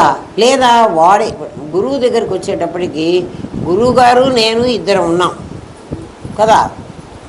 అహమేవ పరబ్రహ్మ అన్నప్పుడు నేను మాత్రమే ఉన్నాను, గురువుగారు లేరు అనకూడదు. గురువుగారు మాత్రమే ఉన్నారు, నేను లేను అనాలి. అంటే నీవేమైపోయినావు అంటే నేను అందులో కలిసిపోయాను. అది ఎవరికి కూడా ఇద్దరు ముగ్గురు ఉండరు కదా. గురువు అనేవాడు ఒక్కడే ఉంటాడు. వాడు ఎందుకు వాడు ఒక్కడే ఉన్నాడంటే సాక్షాత్తు పరబ్రహ్మ అని ఎప్పుడైతే అనుకున్నావో ఒక్కడే ఉంటాడు కదా. ఇద్దరు ఉండకూడదు. ఒకవేళ ఇద్దరు ఉండాలి ముగ్గురు ఉండాలి అని చెప్తే, ఇద్దరు ముగ్గురు ఉండాలి అని మనం ఒకవేళ అనుకున్నాం అనుకోండి, అప్పుడు ఏమవుతాడంటే మా గురువు ఆయన గురువు ఆయన గురువే ఉండాలి, ఇంకోళ్ళు ఉండకూడదు. అప్పుడు ముగ్గురు ఏమవుతారు? మా తాతగారు, నాకు తండ్రి ఒక్కడే ఉండాలిరా, తండ్రులు ఇద్దరు ముగ్గురు ఉండరు కదా. మా నాన్న ఒక్కడే ఉండాలి, మరి మా తాత ఏమవ్వాలి? మా తాత మా నాన్నకి నాన్న కదా, మా ముత్తాత ఆయనకు నాన్న కదా. కాబట్టి మా ముత్తాతలో ఉండే డిఎన్ఏ మా తాతలోకి వచ్చి, మా తాత డిఎన్ఏ మా నాన్నలోకి వచ్చి, అది నాలోకి వచ్చింది. కాబట్టి నేనే వాడు. అర్థమైందా? పరమాత్మ కూడా అదే. అంటే మా ముత్తాత ఇప్పుడు ఉన్నాడా లేడా అంటే, నేనున్నానంటే వాడున్నాడు. నాస్తికులకు ఖచ్చితంగా జవాబు చెప్పాల్సింది ఇదే. ఇప్పుడు కనపడటం లేదు కదా మీ తాత మీ ముత్తాత, ఏరి కనపడలేదు కదా కదా. అంటే నువ్వు ఉన్నావంటే వాడు ఖచ్చితంగా ఉండి ఉండాలి. మా ముత్తాత లేడు, మా నాన్న ఎక్కడి నుంచో వచ్చాడంటే ఎట్లా వస్తాడు?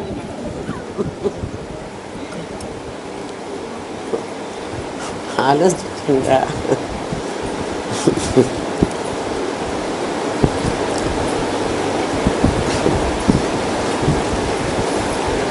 అహమేవ పరబ్రహ్మ, నేను మాత్రమే.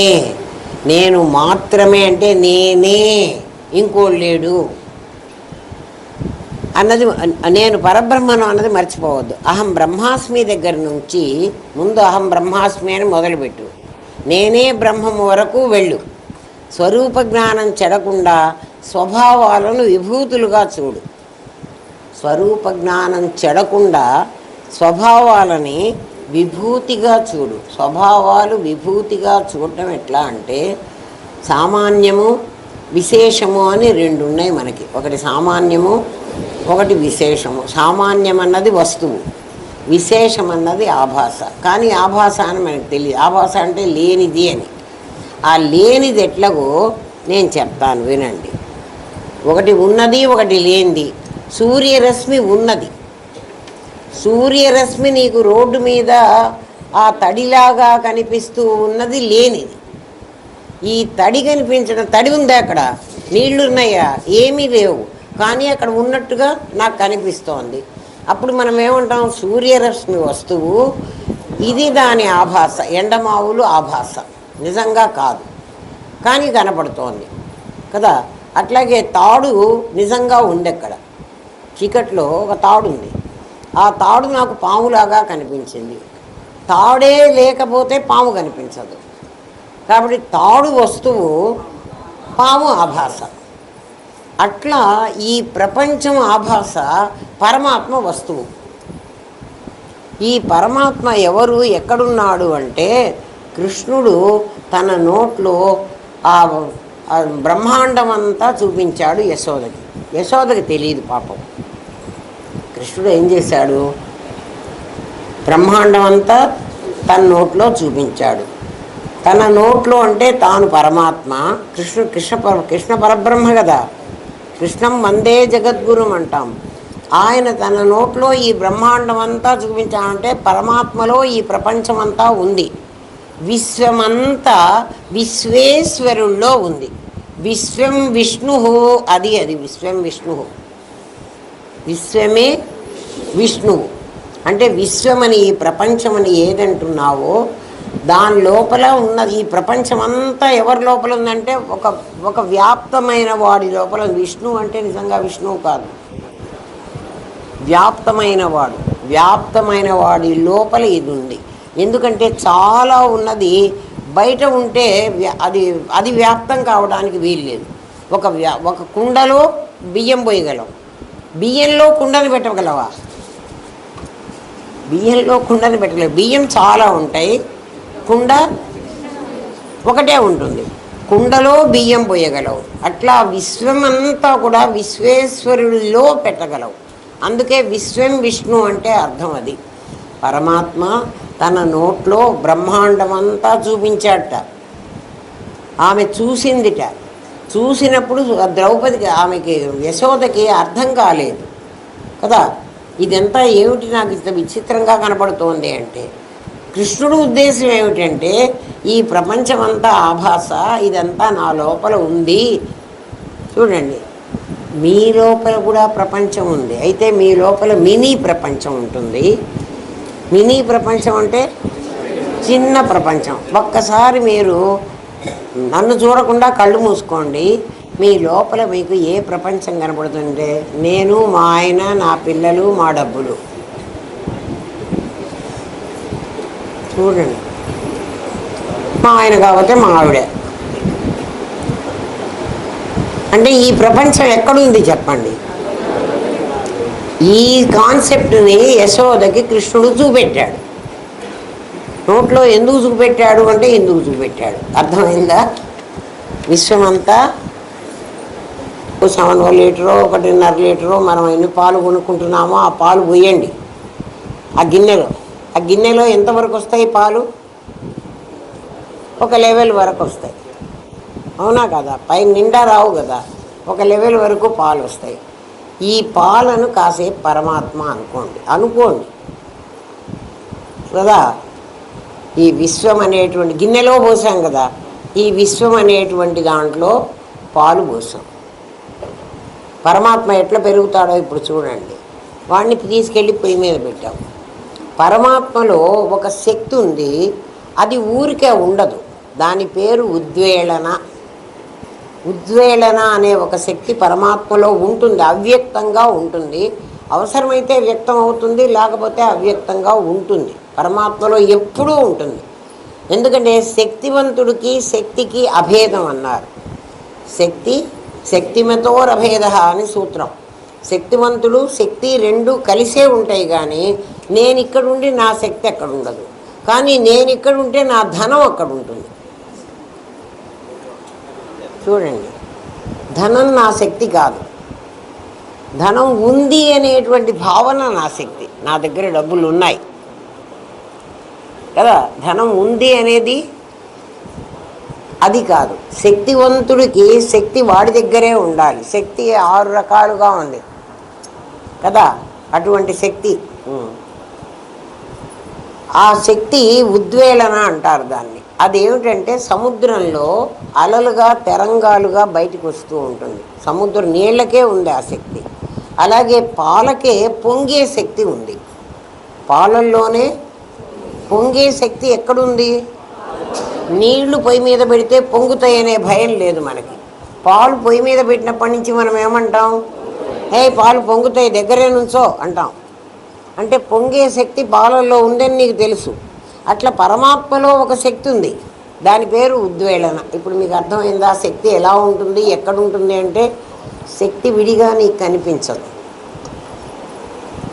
శక్తి పాలల్లో ఉంటుంది. ఆ ఉన్న శక్తి ఏమవుతుంది అంటే పొంగుతుంది.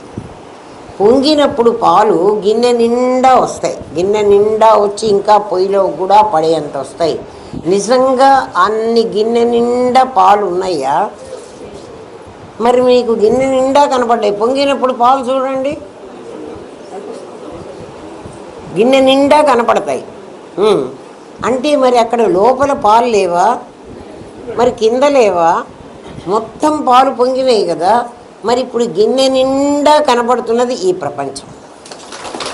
తర్వాత పాలు అణిగిపోతాయి కదా. మళ్ళీ ఒరిజినల్ స్టేట్ ఇప్పుడు మనం కొనుక్కున్నప్పుడు ఎంత లెవెల్కి ఉన్నాయో అంతే ఉంటాయి. ఇప్పుడు ఈ పొంగినదంతా ఆభాస, దాని లెవెల్ పరమాత్మ. మీకేం బాధరా?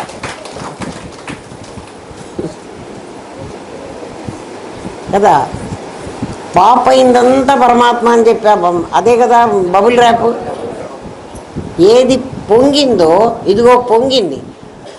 ఈ పొంగింది ఏమవుతుందంటే మళ్ళీ పోతుంది. ఒక పరి జగములు వెలిడి ఒక పరి లోపలిగా దాంట్లోనే పొంగుతుంది. అదే మళ్ళీ లోపలికి వెళ్ళిపోతుంది. పొంగిన పాలు మళ్ళీ కొంతసేపటికి ఏమవుతాయి? దిగిపోతాయి, మళ్ళీ పొంగుతాయి. మనం పాలు పొంగిస్తాం కదా, ఆ పొంగి చాలాగా ఉన్నట్టు కనపడుతోంది. వాడు అడిగాడు, ఏకమే కదా అనేకం కనబడుతోంది. అనేకం కనబడడం కాదు, అది చలం. చలం అంటే అది కదలకుండా, అది అచలం, ఇది చలం. చూడండి, ఏదైతే అచలంగా ఉందో కదలకుండా ఉన్నాయి పాలు. ఎప్పుడు మనం పాలవాడి దగ్గర కొనుక్కున్నప్పుడు అదే పాలు పొయ్యి మీద పెట్టగానే ఏమైనాయి? పొంగినాయి. అక్కడ పొయ్యి ఉంది కదండి పొంగడానికి. ఇక్కడ ఏముంది అంటే నీ కర్మ ఉంది. ఎక్కడెక్కడ కర్మ ఉందో అంటే కర్మ అనుభవించాలి. కర్మ ఎందుకు వచ్చిందండి నాకు? నువ్వు కోరుకుని చస్తున్నావురా. ప్రతిదీ నీకు కావాలి కావాలి కావాలి కదా. ఎక్కడెక్కడ కావాలనుకుంటుందో అక్కడక్కడ పొంగు వస్తుంది. పొంగింది, ఇప్పుడు నీ శరీరాలన్నీ ఇప్పుడు పొంగి వచ్చినాయి పాలు. మనం చచ్చిపోయినాం అనుకోండి అంతే. ఎంత సింపుల్ బ్రదర్. పరమాత్మ ఇప్పుడు పాలల్లో కనపడ్డా కదా? కదలకుండా ఉన్న పరమాత్మ, కదిలిన పరమాత్మ. కదిలాడా అంటే కదా, ఆ గిన్నె దాటిపోలే, ఆ గిన్నెలోనే ఎక్కువైనట్టు కనపడ్డాడు, మళ్ళీ అక్కడే ఉన్నాడు. ఇప్పుడు అర్థమైందా? దాన్ని విభూతి అంటారు. విభూతి అంటే ఏమిటి? ఎక్కువైనట్టు కనపడుతూ నిజంగా లేదు. అది నీ నాది, అది పరమాత్మలో నుంచే వచ్చింది. పరమాత్మ కంటే భిన్నంగా లేదు. ఉంటే ఉండాలి. ఎక్కడ ఉండాలి? పొంగిన పాలు గిన్నె నిండా అట్లాగే ఉంటే కదా, అది మిథ్య. పొంగడం మిథ్య అంటే గిన్నె నిండా ఉన్నది అనుకోవడం మిథ్య. ఇదిగో ప్రపంచం నిండా మనుషులు జీవరాశులు ఉన్నాయనుకోవడం మిథ్య. ఇంతకంటే నన్ను ఏం చెప్పమంటారా? ఇంత చెప్పినా మీకు మీకే రావటం లేదంటే ఇంక నన్ను ఏం చేయమంటారు చెప్పండి?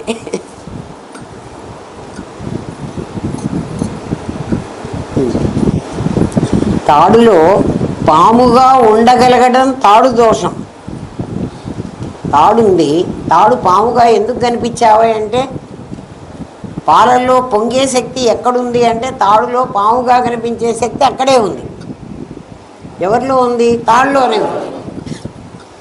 అది ఏది నాకు చూపించు. మీకు చూపిస్తున్నా కదా పాముగా. అది ఒకప్పుడు పాము అవుతోంది, పాము అలాగే ఉంటుంది. అదే పాలు పొంగి అలాగే ఉంటున్నాయా? ఉండట్లే. అవి ఏమైపోతున్నాయి? మళ్ళీ ఒరిజినల్ స్టేట్కి వెళ్తున్నాయి. అట్లాగే నీకు పాము కనిపించిందే కానీ, ఈ ప్రపంచం కనిపిస్తోందే కానీ, ఇది ఒరిజినల్ స్టేట్లోనే ఉంది. ఎప్పుడు? ఇప్పుడు కూడా మీ నేనుగానే ఉంది. దాంట్లో ఉన్న శక్తి ఆ కర్మానుభవం కోసమని ఒక నాదిని సృష్టించుకుంది. ఎప్పటిదాకా ఆ పాము దీపం పెట్టి చూస్తే పోతుంది, జ్ఞానం పెట్టి చూస్తే ఇక్కడ కూడా ఇది పోతుంది. అంతే. దీపం పెట్టి చూస్తే పాము పారిపోయిందా, లేక తాడులోకి వెళ్ళిపోయిందా? అంతకుముందు తాడు మీద ఉందా, తాడు లోపల ఉందా? తాడు మీద లేదు, తాడు లోపల లేదు. మరి ఎందుకే నువ్వు ఆ గోడ నాకు పాములాగా కనిపించలేదు, ఈ తాడే పాములాగా ఎందుకు కనిపించింది? తాడులోనే పాము కాగలిగిన శక్తి దాగింది. అర్థమైందా? పాము అయిందా అంటే లేదు. అట్లా పరమాత్మలో ప్రపంచం కాగలిగిన శక్తి దాగి ఉంది. ఎప్పుడెప్పుడు నువ్వు ఇచ్చా ఆలోచన అని చేస్తావో, నేను ఎక్కడ ఆలోచన చేశానండి? ఎందుకు ఆలోచన చేయలేమ్మా? ఎన్ని కావాలని కోరుకుంటున్నావో ఆలోచించు. రోజులో ఎన్ని ఆలోచనలు వచ్చినాయి? నా థాట్ ప్రాసెస్ ఏందిరా? థాట్ ఎక్కడి నుంచి వచ్చింది? థాట్ పుట్టిన చోటు ఎక్కడ? నీ లోపలే. అంతకు ముందు అది ఉందా? మరి లేనిది వచ్చింది థాటా లేక నువ్వా? నువ్వు ముందు నుంచి ఉన్నావు కదా. నీ థాట్ వచ్చింది అంటే అది ఊరుకోదురా. అది ఏం చేస్తుందంటే అది డ్రైవ్ చేస్తుంది నేను ఏమని, దాని వెంట పరిగి పెడతావు. ఏదైనా ఆ ఆలోచన, నీకు ఏదైనా ఒక ఆలోచన వచ్చిందంటే ఆ ఆలోచన వెంట నిన్ను నడిపిస్తుంది, ఇంకో ఆలోచన రానియదు. ఇదే ఉంటుంది కదా. ఈ ఆలోచన గురించి మధిస్తావు, చిలుకుతావు బాగా. చిలకడం అంటే ఏమిటి? ఇది అవునని, ఇది కాదని, దీనివల్ల నష్టం వస్తుందా, ఏం రాదు. అది దైవాసుర సంపద్విభాగం. ఆ లోపల దైవీ సంపదకి నీలోనే మంచి గుణం ఉంటుంది, నీలోనే చెడ్డ గుణం కూడా ఉంటుంది. ఈ ఇద్దరూ కలిసి ఈ ఆలోచనని బాగా మధిస్తారు, చిలుకుతారు. చిలికి ఎసెన్స్ కర్మ ఫలానుభవం, అది దాని ఎసెన్స్. అది వచ్చిన తర్వాత ఏమవుతుందంటే ఈ ఆలోచన మళ్ళీ లోపలికి పోయి కూర్చుంటుంది. కూర్చొని మళ్ళీ అంటుంది, నేను ముందే అనుకున్నాను ఇది పని జరగదని, అనవసరంగా దీని వెంటబడ్డాను అంటే. అది ఫలిస్తే నీకు సంతోషం, అది ఫలించకపోతే నీకు దుఃఖం. సుఖం దుఃఖం అనే రెండు అనుభవాలకి కారణం ఏమిటి అంటే నీ ఆలోచన. ఆలోచన లేకముందు నువ్వేమై ఉన్నావో అదిగా ఉండు కదా. అయితే మమ్మల్ని మేము అట్లా ఉండలేకపోతున్నాం కదండి, మాకు ఆలోచన వస్తూనే ఉంది కదండి, దాని వెంట పడుతూనే ఉన్నాం. మీరు చెప్తున్నారు నిజమే. ఎప్పుడు మాకు తెలుస్తుందంటే ఆలోచన అంతా అయిపోయి నష్టం వచ్చిన తర్వాత, అరే అమ్మగారు మనకు ముందే చెప్పారు ఈ ఆలోచన వెంట పోకూడదని. అందుకని ఇప్పుడు ఏం చెబుతున్నామంటే, అంటే 126 ప్రశ్నలు అయిపోయిన తర్వాత ఈ ఆఖరికి వచ్చేసాం కదా. ఇప్పుడు చెప్పబోయేది ఏమిటంటే, ఒరే నాయన, ఆలోచన రావద్దు అంటే దాన్ని ఆపే శక్తి నాకు లేదు నీకు లేదు. ఎందుకంటే ఒక ఉచ్ఛ్రూణ అన్నాడు, ఉద్వేళన అనే ఒక శక్తి నీలోనే ఉంది. అది ఎప్పుడూ రంభిస్తూనే ఉంటుంది. ఏదో ఒక వస్తువుని గురించి ఆలోచన రప్పిస్తుంది. మరి అది రాకుండా నీ గురువు కూడా ఆపలేడు, నువ్వు కూడా ఆపలేవు. మరి నన్ను ఏం చేయమంటారండి? ఎట్లా దీన్ని ఆపుకోవాలి అంటే, ఏ ఆలోచన వస్తే ఇది పొంగు అని నేను చెప్పానో, ఇది ఆభాస, ఇది మిథ్య అనో, ఆలోచన రాగానే నువ్వు విజాతీయం, నా జాతి కాదు కదా, నేను పరమాత్మని, అహం బ్రహ్మాస్మి, నువ్వు వచ్చావంటే నువ్వు వేరే దానివి, నువ్వు మిథ్య అని చెప్పారు గురువు గారు. ఎందుకని నువ్వు ఇవన్నీ తీసుకుపోయి మళ్ళీ నాకు కష్టమో సుఖమో తీసుకొస్తున్నావు. అందుకని నువ్వు నా జోలికి రావాకు, నువ్వు విజాతీయం. పొంగిన పాలు, నా గిన్నె నిండా పాలు ఉన్నాయని మనం పొరపాటున్నా అనుకుంటా ఉంటారా? చెప్పండి. మా ఇంట్లో గిన్నెడు పాలు ఉన్నాయి అంటాం, పొంగినప్పుడు చూసిన పాలు.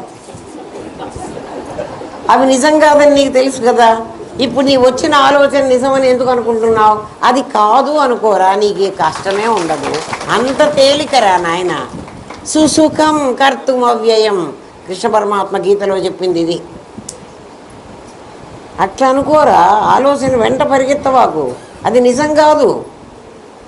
నిజం కాదు అంటే అది పరమాత్మ గురించి ఆలోచన కాదు, అది బహిర్ముఖంగా నేను లాక్కుపోతున్నది. నీకు వచ్చిన ప్రతి ఆలోచన నిన్ను బహిర్ముఖంగా లాక్కుపోతుంది, నిన్ను మాట్లాడనిస్తుంది. చాలా చిన్న విషయాలు కూడా చాలా సీరియస్గా అయిపోతావు కదా. అక్కడ కట్ చేసుకో. పొంగిన పాలు గుర్తుపెట్టుకోండి. ఆలోచన వచ్చిందంటే పొంగుతున్నది రా నాయన. పొంగిన పాలు ఏమవుతాయి చెప్పండి? పొయ్యి పాలు అవుతాయి కదా. కాబట్టి నీ ఆలోచనలు కూడా పొంగి పొంగి మళ్ళీ ప్రపంచం పాలవుతాయి. అవి ఉపయోగపడవు. వాటిని లోపల అణిచేవాకు. అణిస్తే అమ్మో అది ఇంకా విజృంభిస్తుంది. అది విజాతీయం, అది విభూతి, అది సత్యం కాదు, అది మిథ్య. జగత్తు మిథ్య అంటే ఇదంతా మిథ్య అనవాకండి, ఇదంతా పరమాత్మే. ఏమ్మా ఇప్పుడు ఆలోచన అర్థమైందా? ఇది గురువు చెప్పే కీలకం. ఆలోచించి ఆలోచన లేదు అని అనుకుంటే, దాని వెంటబడితే దానివల్ల నీకు వచ్చేది నామరూప క్రియలు కదా. క్రియకు వచ్చేటప్పటికే నీకు కర్మ ఫలంలోకి వస్తుంది. ఫలం ఫలానుభవాన్ని ఇస్తుంది. మంచి అనుభవమైనా చెడ్డ అనుభవమైనా, ఏ ఆలోచన అయినా మంచి అయినా ఇస్తుంది, చెడైనా ఇస్తుంది. మంచి ఇస్తే తాత్కాలికంగా సంతోషపడతావు, కానీ దానివల్ల మళ్ళీ చెడు ఏదో ఉంది. ఇవాళ మంచి అయినా రేపు చెడు ఉంది. ప్రతి పనికి కూడా అంతే అమ్మా. మంచిలో చెడు దాక్కుని ఉంటుంది, చెడులో మంచి కూడా దాక్కుని ఉంటుంది. మనకు కష్టం అంటాం, ఈ కష్టంలో ఏ సుఖమో దాక్కొని ఉంటుంది. సుఖం అనుకున్నాం, ఈ సుఖంలో కష్టం దాక్కొని ఉంటుంది. ఇద్దరూ కలిసే వస్తారు ఎప్పుడు. ఎందుకంటే దీని తర్వాత అది, దాని తర్వాత ఇది. బ్రహ్మదేవుడు అట్లాగే పెట్టాడట పాపం. అది ఏనండి, తాడులో పాముగా ఉండగలగటం తాడు దోషం. లేకపోతే అది పాములాగా కనిపించదు. కనిపించింది పామా తాడా? తాడే ఎవరిగా కనిపించింది? తాడు పాముగా ఎందుకు కనిపించాలి? గొలుసుగా కనిపించవచ్చు కదా. కనిపించదు కదా. నీవు పామును చూచావు, చూడడం నీ తప్పు, కనిపించడం దాని తప్పు. పరమాత్మకు ప్రపంచంగా కనపడే లక్షణం ఉంది, అది మాయాశక్తి. జీవుణ్ణి ఎందుకయ్యాను అని ఆలోచించకు, జీవత్వాన్ని ఎలా పోగొట్టుకోను అని ఆలోచించు. ఈ జీవుడు ఎట్లొచ్చాడు, ఈ సృష్టి ఎట్లా జరిగింది, అసలు ఈ ప్రపంచం ఎట్లొచ్చింది, ప్రపంచాన్ని సృష్టించాల్సిన పని భగవంతుడికి ఏమొచ్చింది, నీకెందుకు, వాడికి ఏమొచ్చిందో ఎందుకో సృష్టించాడు కనబడుతున్నది కదా. చేతనైతే అనుభవించు, లేకపోతే నోరు మూసుకుని కూర్చో కదా. నేను జీవుణ్ణి ఎందుకైనాను, నాకు కర్మ ఎక్కడి నుంచి వచ్చింది, నాకు ప్రీవియస్ కర్మ ఇప్పుడు ఎందుకు వస్తుంది, కిందటి జన్మలో నేను ఆ కరెంటు ముట్టుకుంటే ఈ జన్మలో నాకు షాక్ ఎందుకు కొట్టింది, అవన్నీ నీకు అనవసరం కదా. నేను జీవుడు ఎందుకైనావో ఆలోచించుకో. జీవత్వాన్ని ఎలా ఒప్పగొట్టుకోవాలి, ఎందుకంటే జీవో బ్రహ్మైవ అని చెప్పారు. జీవుడు బ్రహ్మమే కానీ జీవుడు కాదు. తాడు జ్ఞానం సంపాదించు, సర్పభావం ఎగిరిపోతుంది.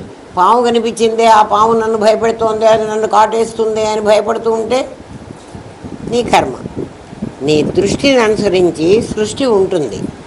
విద్యాంచ అవిద్యాంచ యస్తదేవ ఉభయగం అవిద్యయా మృత్యుం తీర్త్వా విద్యయా అమృతమశ్నుతే.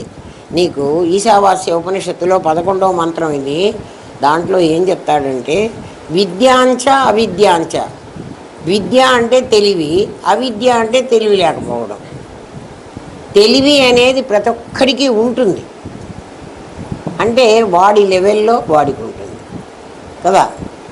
ఎవరి దగ్గర నా దగ్గర చాలా బంగారం ఉందనుకో, ప్రతివాడి దగ్గర ఇంత బంగారం లేకుండా. తెలివి అనేది ఏ లెవెల్లో ఉంది, బంగారం మీ ఇంట్లో ఉంది కానీ నీకు ఎంత బంగారం ఉందో, వాడికి ఎంత బంగారం ఉందో, వీడికి ఎంత బంగారం ఉందో అది వాడికే తెలుసు కానీ ఇంకోడికి తెలియదు. అట్లా తెలివి అనేది ఒక పరమాత్మ దగ్గర ఉన్న ఒక శక్తి. ఆ శక్తి ఈ ఉపాధిలో ఏ లెవెల్లో ఉందో. క్లాస్లో మేము పాఠం చెబుతాం, అందరికీ ఒక పాఠమే చెప్తాం కదా. నాకు 4 పిల్లలు చాలా ఇష్టమైన వాళ్ళని దగ్గర కూర్చోబెట్టుకుని ఏ టీచర్ అయినా పాఠం చెబుతాడో చెప్పడు కదా. అందరికీ ఒకటే చెబుతాడు. మరి ఒకటే చెప్పినప్పుడు అందరికీ ఒక రకంగా అర్థం కావాలి కదా. అర్థం కావటం లేదు కదా. కొంతమందికి ఒక రకంగా అర్థమవుతోంది, కొంతమందికి ఇంకో రకంగా అర్థం కావటం లేదు, కొంతమందికి కొన్ని వర్డ్స్ అసలు వినిపించవు. అట్లా కూడా చెప్పారా మేడం, అట్లా అన్నారా, అవునా, అరే అది నేను వినలేదే, ఎందుకు వినకుండా ఏమైనావు, క్లాసులోనే ఉన్నావు కదా. అది అందుకని నీ దగ్గర బంగారం ఉంది అని చెప్పడానికి, బంగారం అందరి దగ్గర ఉన్నా అందరి దగ్గర సేమ్ ఉండదు. తెలివి అనేది, నేను అనేదానికి తెలివి ఉంది. ఆ తెలివి ఎటువంటిది అంటే ఒక్కొక్కడి దగ్గర ఉపాధి ధర్మాన్ని బట్టి ఎక్కువ ఉంటుంది. చూడండి మీకు అది అర్థమయ్యేట్టు చెప్తాను. మానవుడికి ఒక్కడికే విశేష జ్ఞానం ఉంది అన్నాం, మిగిలిన వాళ్ళందరికీ వాసనా జ్ఞానం ఉంది అన్నాం. జ్ఞానమే కదా, అది కూడా జ్ఞానమే కదా. పశువులకి పక్షులకి అన్నిటికీ జ్ఞానమే కదా.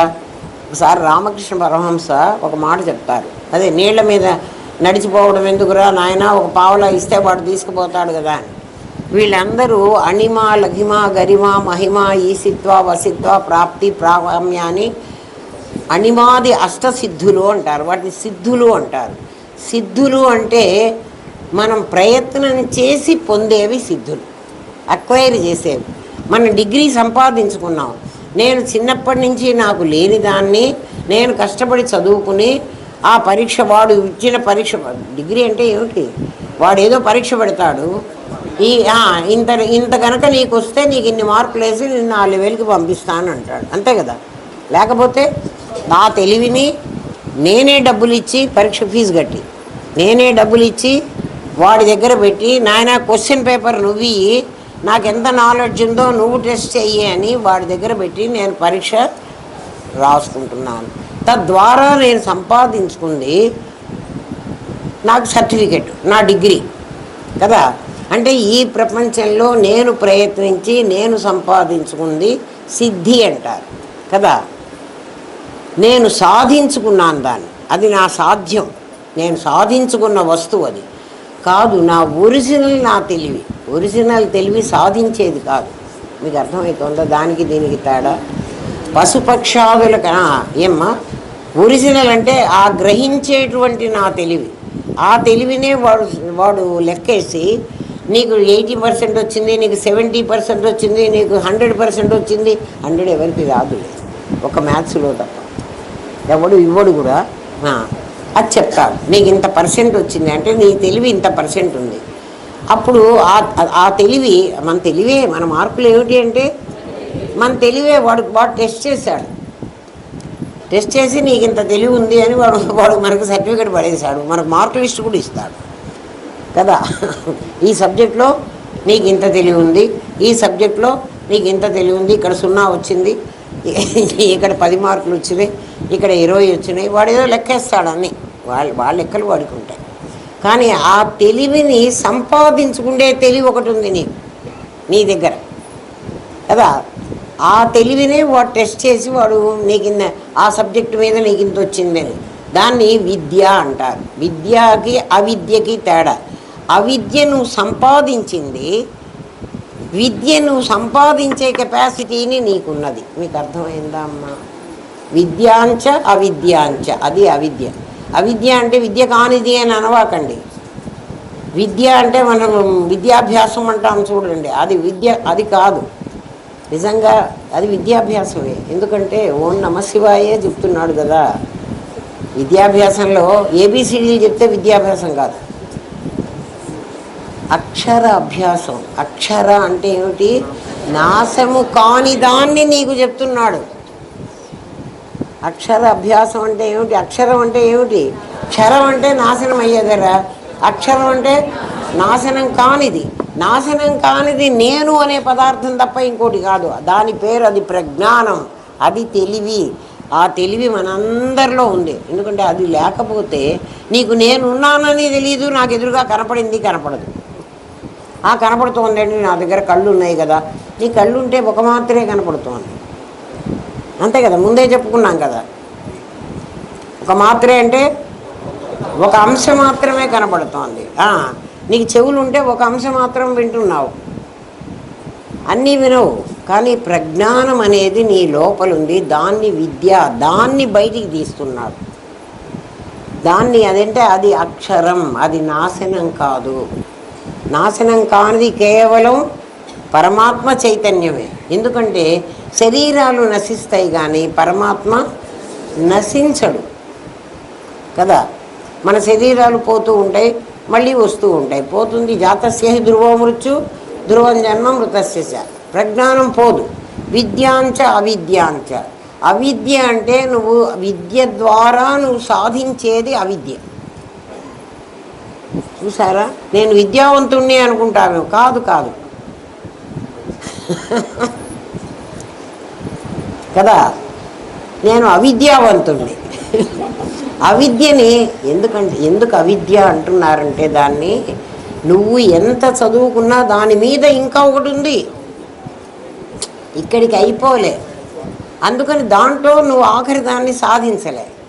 కానీ దీంట్లో ఆఖరిది మొదటిది లేదు, ఉండే ముద్ద నీ దగ్గర ఉంది. అది దీనికి చాలా తెలిసిందా, ఈశావాస్యం చెప్తుంది ఈ మాట. అవిద్య మృత్యుతీర్త్వ. నిన్ను అవిద్య ఎక్కడికి తీసుకుపోతుందంటే మరణానికే తీసుకుపోతుంది. ఎంత చదివినవాడైనా, ఎంత తెలివిగలవాడైనా, ఎంత ధనవంతుడైనా మృత్యువును దాటలేడు. నేను అవిద్య ఎంతవరకు తీసుకెళ్తుంది? మృత్యువు వరకు తీసుకెళ్తుంది. మృత్యువును దాటించలేదు. విద్యయా అమృతమస్నుతి. విద్య ఏం చేస్తుంటే అమృతత్వాన్ని ఇస్తుంది. మరి విద్యను కష్టపడి సంపాదించక్కర్లేదు, అవిద్యను కష్టపడి సంపాదించాలి. ఎన్ని సంవత్సరాలు నువ్వు కాలేజీకి వెళ్ళాలి, ఎంత డబ్బులు ఖర్చు పెట్టాలి కదా. అంత డబ్బులు ఖర్చు పెట్టి అంత కష్టపడి నువ్వు నీ టైం అంతా స్పెండ్ చేసి ఏం చేసావురా అంటే మృత్యువును దాటలేకపోయినావు. ఈశావాస్యం ఎంత చెప్పిందో చూడండి, చిన్న మాటలో చెప్పింది. అవిద్యయ మృత్యున్ తీర్త్వ. మృత్యువు నుంచి దాటించలేదు, నిన్ను తరింపజేయలేదు. తీర్త్వ అంటే తరింపజేయటం, తరింపజేయటం అంటే నిన్ను దాటించటం. కానీ విద్యయ అమృతమస్నుతే. మా యూనివర్సిటీ మా ఎంబ్లం అదే, విద్యయా అమృతమస్నుతే. SK university. విద్య వల్ల అమృతత్వాన్ని పొందుతావు. అమృతత్వం అంటే చావులేని స్థితి నీకు వస్తుంది. విద్య అవిద్యకి తేడా ఏమిటంటే, అవిద్య ఈ ప్రపంచంలో నువ్వు కష్టపడి నేర్చుకోవాల్సింది. అది అవిద్య ఎందుకైంది అంటే ఎంత విన్నా ఇంకా దాని తర్వాత సైంటిస్టులకే, వాడి తర్వాత ఇంకొకడు మళ్ళీ నేను రీసెర్చ్ చేశానంటాడు, నీది తప్పు అంటాడు. కానీ దీనికి ఎంత రీసెర్చ్ చేసినా తప్పనేవాడు లేడు. దీనికి ఉంటే 0 మార్కులు రావాలి, లేకపోతే 100 రావాలి. 90% దీంట్లో లేవు. ఇది ఏం చేస్తుందంటే విద్య వల్ల ఇది నువ్వు కష్టపడి సంపాదించక్కర్లే, ఆల్రెడీ నీ దగ్గర ఉంది. మరి నన్ను ఏం చేయమంటారండి? తెలుసుకోరా నాయన, దీనికి కష్టం లేదు. అమృతమస్మృతే, అమృతత్వాన్ని పొందుతావు అని చెప్పాడు. అమృతత్వం అంటే చావు లేనటువంటిది. మిగిలిన ఏ చదువు చదివినా నువ్వు చచ్చిపోతావు. ఏమ్మా పేజీ అర్థమైందా? ఈశావాస్యం చెప్పింది. ఈశావాస్యమిదగం సర్వం యత్కించి జగత్యాం జగత్ అన్నాడు. తేన త్యక్తేన భుంజీత మా గృహ కస్య సిద్ధనం. ఎవడిదో సొమ్ము అనుకుంటున్నావురా? నీ సొమ్మేరా. వాడెవడి సొమ్మో నువ్వు సంపాదించుకోక్కర్లే. అవిద్యలో ఎవడి సొమ్మో మనం సంపాదించుకుంటున్నాం. చూడండి, ప్రొఫెసర్ ఆల్రెడీ సంపాదించుకున్నాడు, ఎక్వైర్ చేసుకున్నాడు. మనం పోయి కాలేజీలో కూర్చుని వాడు అమ్ముకుంటున్నాడు. అంతే కదా. ప్రొఫెసర్ ఏం చేస్తున్నాడు? వాడి దగ్గరున్న వాడు సంపాదించుకున్న ఆ అవిద్యని నీకు అమ్మేస్తున్నాడు. నువ్వు సంపాదించుకుంటున్నావు, నువ్వు ఇంకోటికి అమ్ముకుంటున్నావు. కానీ విద్య ఎవడికి అమ్ముకోడు. చూసారా ఎంత లాభం? పైగా విద్య చెప్పేవాడు ఎట్లా ఉంటాడంటే, ఒరే ఇది కొనుక్కునేది కాదు, అమ్ముకునేది కాదురా, నేను ఇవ్వడానికి లేదు, నువ్వు పుచ్చుకోవడానికి లేదు, నా దగ్గర ఎంత ఉందో నీ దగ్గర కూడా అంతే ఉంది కదా. మరి అయితే ఎందుకండి మీ దగ్గరికి మేము రావాలి అంటే, అది నీకు తెలియలేదు, నాకు తెలుసు, అంతే తేడా. నాకు తెలుసు కాబట్టి నీకు చెబుతున్నారా, దాన్ని నేను అమ్ముకోవడానికి వీలు లేదురా. అమ్ముకోవాలంటే నా దగ్గర ఏదైనా వస్తువు ఉంటే నీకు ఇవ్వాలి. అట్లా ప్రొఫెసర్ ఏం చేస్తున్నాడు? వాడి దగ్గర ఒక సబ్జెక్ట్ నాలెడ్జ్ ఉంది, దాన్ని నాకు అమ్ముతున్నాడు కదా. నాకు అమ్ముతున్నాడు అంటే ఆయన అమ్మటం లేదు పాపం. ప్రొఫెసర్ ఆయనకి జీతం, వాళ్ళు కొనుక్కుని ఆయన్ని కొనుక్కుని నాకు ఊరికే చెప్పిస్తున్నారు కదా. అవిద్య అంతే కదే. చూడండి, ఈశావాస్యంలో ఈశావాస్యమిదగం సర్వం, మొత్తం ఈశతో నిండింది. ఈశ అంటే పరమాత్మ, ఈశ్వరుడు అంటాం కూడా. ఈశ అంటే ఐశ్వర్యం అమ్మా. ఇదంతా ఐశ్వర్యం ఉందట్రా, మనకేమో దరిద్రంగా కనబడుతోంది. ఇక్కడంతా ఐశ్వర్యం లేదు, దరిద్రంగా కనబడుతోంది కదా. ఐశ్వర్యం నా దగ్గర ఉంది, దాచిపెట్టుకుంటాను అంటున్నాం కదా. ప్రతివాడు ఎందుకురా ఇదంతా కావాలంటున్నాడు. ప్రపంచంలో అంతా కావాలి రాడు. ధనాశ ఎందుకుంది? నాకు ఆశ ఎందుకుంది? ప్రతి వస్తువు నీకు కావాలి. ఎందుకుంది అంటే ఇదంతా ఐశ్వర్యం, ఇదంతా నేను మింగాలి అనుకుంటున్నావు. ఎట్లదా? నీ చిన్న గరిటె చెంబు తీసుకెళ్ళి ఇన్ని నీళ్లు కావాలి, బిందె నీళ్లు కావాలంటే ఎట్లా వస్తాయి? చిన్న శరీరం తెచ్చుకున్నావు, 100 years జీవితం తెచ్చుకున్నావు. ఈ మొత్తం ప్రపంచం నువ్వు మింగాలనుకుంటే నువ్వు పరమాత్మ ఎదిగిపో. ఈ చిన్న శరీరాన్ని వదిలేసేయి.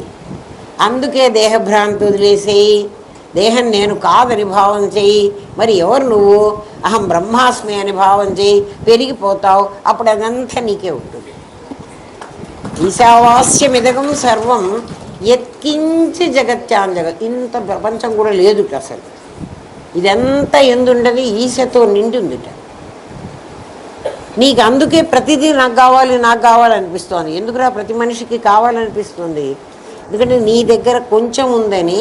నీ దగ్గర కొంచెమే ఉంది కదా. ఎంత ఉంది నా దగ్గర? విద్య ఎంత ఉందిరా ప్రతివాడి దగ్గర? ఉపాధిని బట్టి ఉంటుందన్నాడు కదా. వాసనా జ్ఞానం పశువులకు ఉంది, మనకి కొంచెం అన్న జ్ఞానం ఉంది. వివేక జ్ఞానం అంటాడు, అది కొద్దిగా ఉంది. అందుకే నాలెడ్జ్ ఈజ్ పవర్ అన్నాడు. పవర్ ఏంట్రా అంటే నీ దగ్గర నీ నాలెడ్జ్ ఎక్కడ ఉంటుంది? మనం సబ్జెక్ట్ నాలెడ్జ్ అనుకుంటాం, కాదు, పరమాత్మ నాలెడ్జ్. ప్రజ్ఞానం ఘనం కదురా, ప్రజ్ఞానం బ్రహ్మ కదురా, అది పరమాత్మ కదా. ఈశావాస్యమిదగం సర్వం యత్కించ జగత్యాన్ జగత్. ఇంత కూడా జగత్తు లేదుట. ఎందుకని లేదు? ఇదంతా ఆభాస అని చెప్పేశాం కదా. ఆభాస అంటే మళ్ళీ మర్చిపోతామేమో అని పొంగిన పాలని పొంగబెట్టండి, గిన్నె నిండా కనపడతాయి. అప్పుడు గిన్నె నిండా పాలు ఉన్నాయి అనుకుందామా? ప్రతి వాడికి నాకు కావాలి అని ఎందుకు అనిపిస్తోంది అంటే, కావాలని మూడే కదే, ఈ మూడేరా ప్రతివాడికి కావాలి. చూడండి, మనం తినే, మిమ్మల్ని అందరినీ భోజనానికి పిలుద్దాం, మీకు అందరికీ కడుపు నిండా అన్నం పెట్టేశాను. ఇంకా కూడా మా ఇంట్లో కొత్తగా పైన ఎక్కడో దొరికినాయి లడ్డూలు, అది మీరందరూ కడుపు నిండా అన్నం తినేశారు. ఈ లడ్డూలు తీసుకొచ్చి ఇచ్చారు. అమ్మ తలా ఓ లడ్డు తినండి, పాడైపోతాయి, అవన్నీ వేస్ట్ అవుతాయి, తినగలరా? అదొక్కటి నాకు వద్దంటారు. ఎందుకని అంటే అన్నం పరబ్రహ్మ స్వరూపం, అది ఆల్రెడీ నీ లోపల ఉంటే నీకు తృప్తి స్థానం అదే దొరికిచ్చింది. ఇంకా తినమంటే నువ్వు తిననంటావు. మిగిలినవి పరబ్రహ్మ స్వరూపం కాదనే కదా. నీకు డబ్బులు కావాలనిపిస్తున్నాయి, పెళ్ళాం కావాలనిపిస్తోంది, పిల్లలు పుడితే కావాలనిపిస్తున్నారు, మరి వీళ్ళని వద్దు అంటలేదే నువ్వు. ఎందుకు వద్దంటలే? ఆలోచించు. ఈశావాస్యమిదగం సర్వం అంటే అదే అర్థం. ఎత్కించి జగత్యాన్ని, ఇంత కూడా ప్రపంచం లేదుట అసలు. అరే నాకు ఇంత ప్రపంచం కనపడుతుంటే మీరు లేదు లేదు పొమ్మంటారు, ప్రపంచం లేదంటారు ఏమిటి? ఎదుగో కనపడుతోంది. తేన త్యక్తేన భుంజీత, ఇందులో ఏదైతే జగత్తుగా నీకు కనపడుతుందో త్యక్తేన దాన్ని నెట్టేరా, మిగిలింది తినరా. మిగిలింది అంటే ఎందుకంటే దీన్ని తీసేస్తే, పొంగిన పాలను తీసేస్తే లోపలి పాలన్నీ నీవే. మాగృత కస్య సిద్ధనం, ఎవడి సొమ్ము అనుకుంటున్నావు? అది నీ సొమ్మే, అది వాడెవడి సొమ్మో కాదు, అది నీ సొమ్మే. ఈశావాస్యం అసలు ఒక్కొక్క మంత్రం డీకోడ్ చేసుకుంటే ఎంత ఆనందమో, నీకు ఎంత నాలెడ్జ్ వస్తుందో చూడండి. మేమేం చదువుకోము, మేము ఇట్లా కూర్చుంటాము శుద్ధ మొద్దుల్లాగా, అంతా మీరే చచ్చి మా నెత్తిన పెట్టండి అంటే ఎవరు పెట్టమంటాడు? ఎంత పెట్టమంటారు? కష్టపడండి మూడింటి కోసం. తెల్లవారులు పొద్దుగుగులు మాకు ఖాళీ లేదని చస్తున్నారు. రేపు ప్రాణం పోతే ఎవడు లేడురా, ఏ క్షణం పోతామో తెలియదు కదా. అప్పుడు ఎవడు మన అడుగుతాడు? అప్పుడు నన్ను కాపాడు డాక్టర్ గారు, నేను సంపాదించిన డబ్బులు అంతా ఇచ్చేస్తాను, నా రోగాన్ని ముందు నయం చేయంటే, నాయన నీ డబ్బులు నేనేం చేయలేను, ఐఎమ్ సారీ అంటాడు వాడు. నా మెడికల్ నాలెడ్జి వేస్ట్ అయిపోయిందిరా అని. ఇప్పుడు బాగున్నప్పుడే వాడిని అడుక్కోకుండా ఆ మెడికల్ నాలెడ్జి నువ్వు సంపాదించుకోవచ్చు కదా, ఆ మృత్యువును దాటేది. అర్థం చేసుకోండిరా. ఏమ్మా నేను చెప్తానమ్మా. ఈశావాస్యం 11వ మంత్రం ఈ మాట చెప్పింది. విద్య అవిద్య అంటే ఏమిటి? మన జ్ఞానం అజ్ఞానం అనుకుంటాం. అజ్ఞానం కాదమ్మా, మనం చదువుకున్నదంతా అవిద్య. అందుకే చూడండి, మన పేరు రాసి దాని కింద పెడతాం, ఎంఏలు పిహెచ్డీలు కింద, దానికి పైనుండే యోగ్యత లేదు. ఆలోచించండి, పైన ఉండే యోగ్యత ఎవరికి వచ్చింది? శ్రీ శ్రీమతి, వాళ్ళిద్దరిని మనకన్నా ముందు పెడతారు.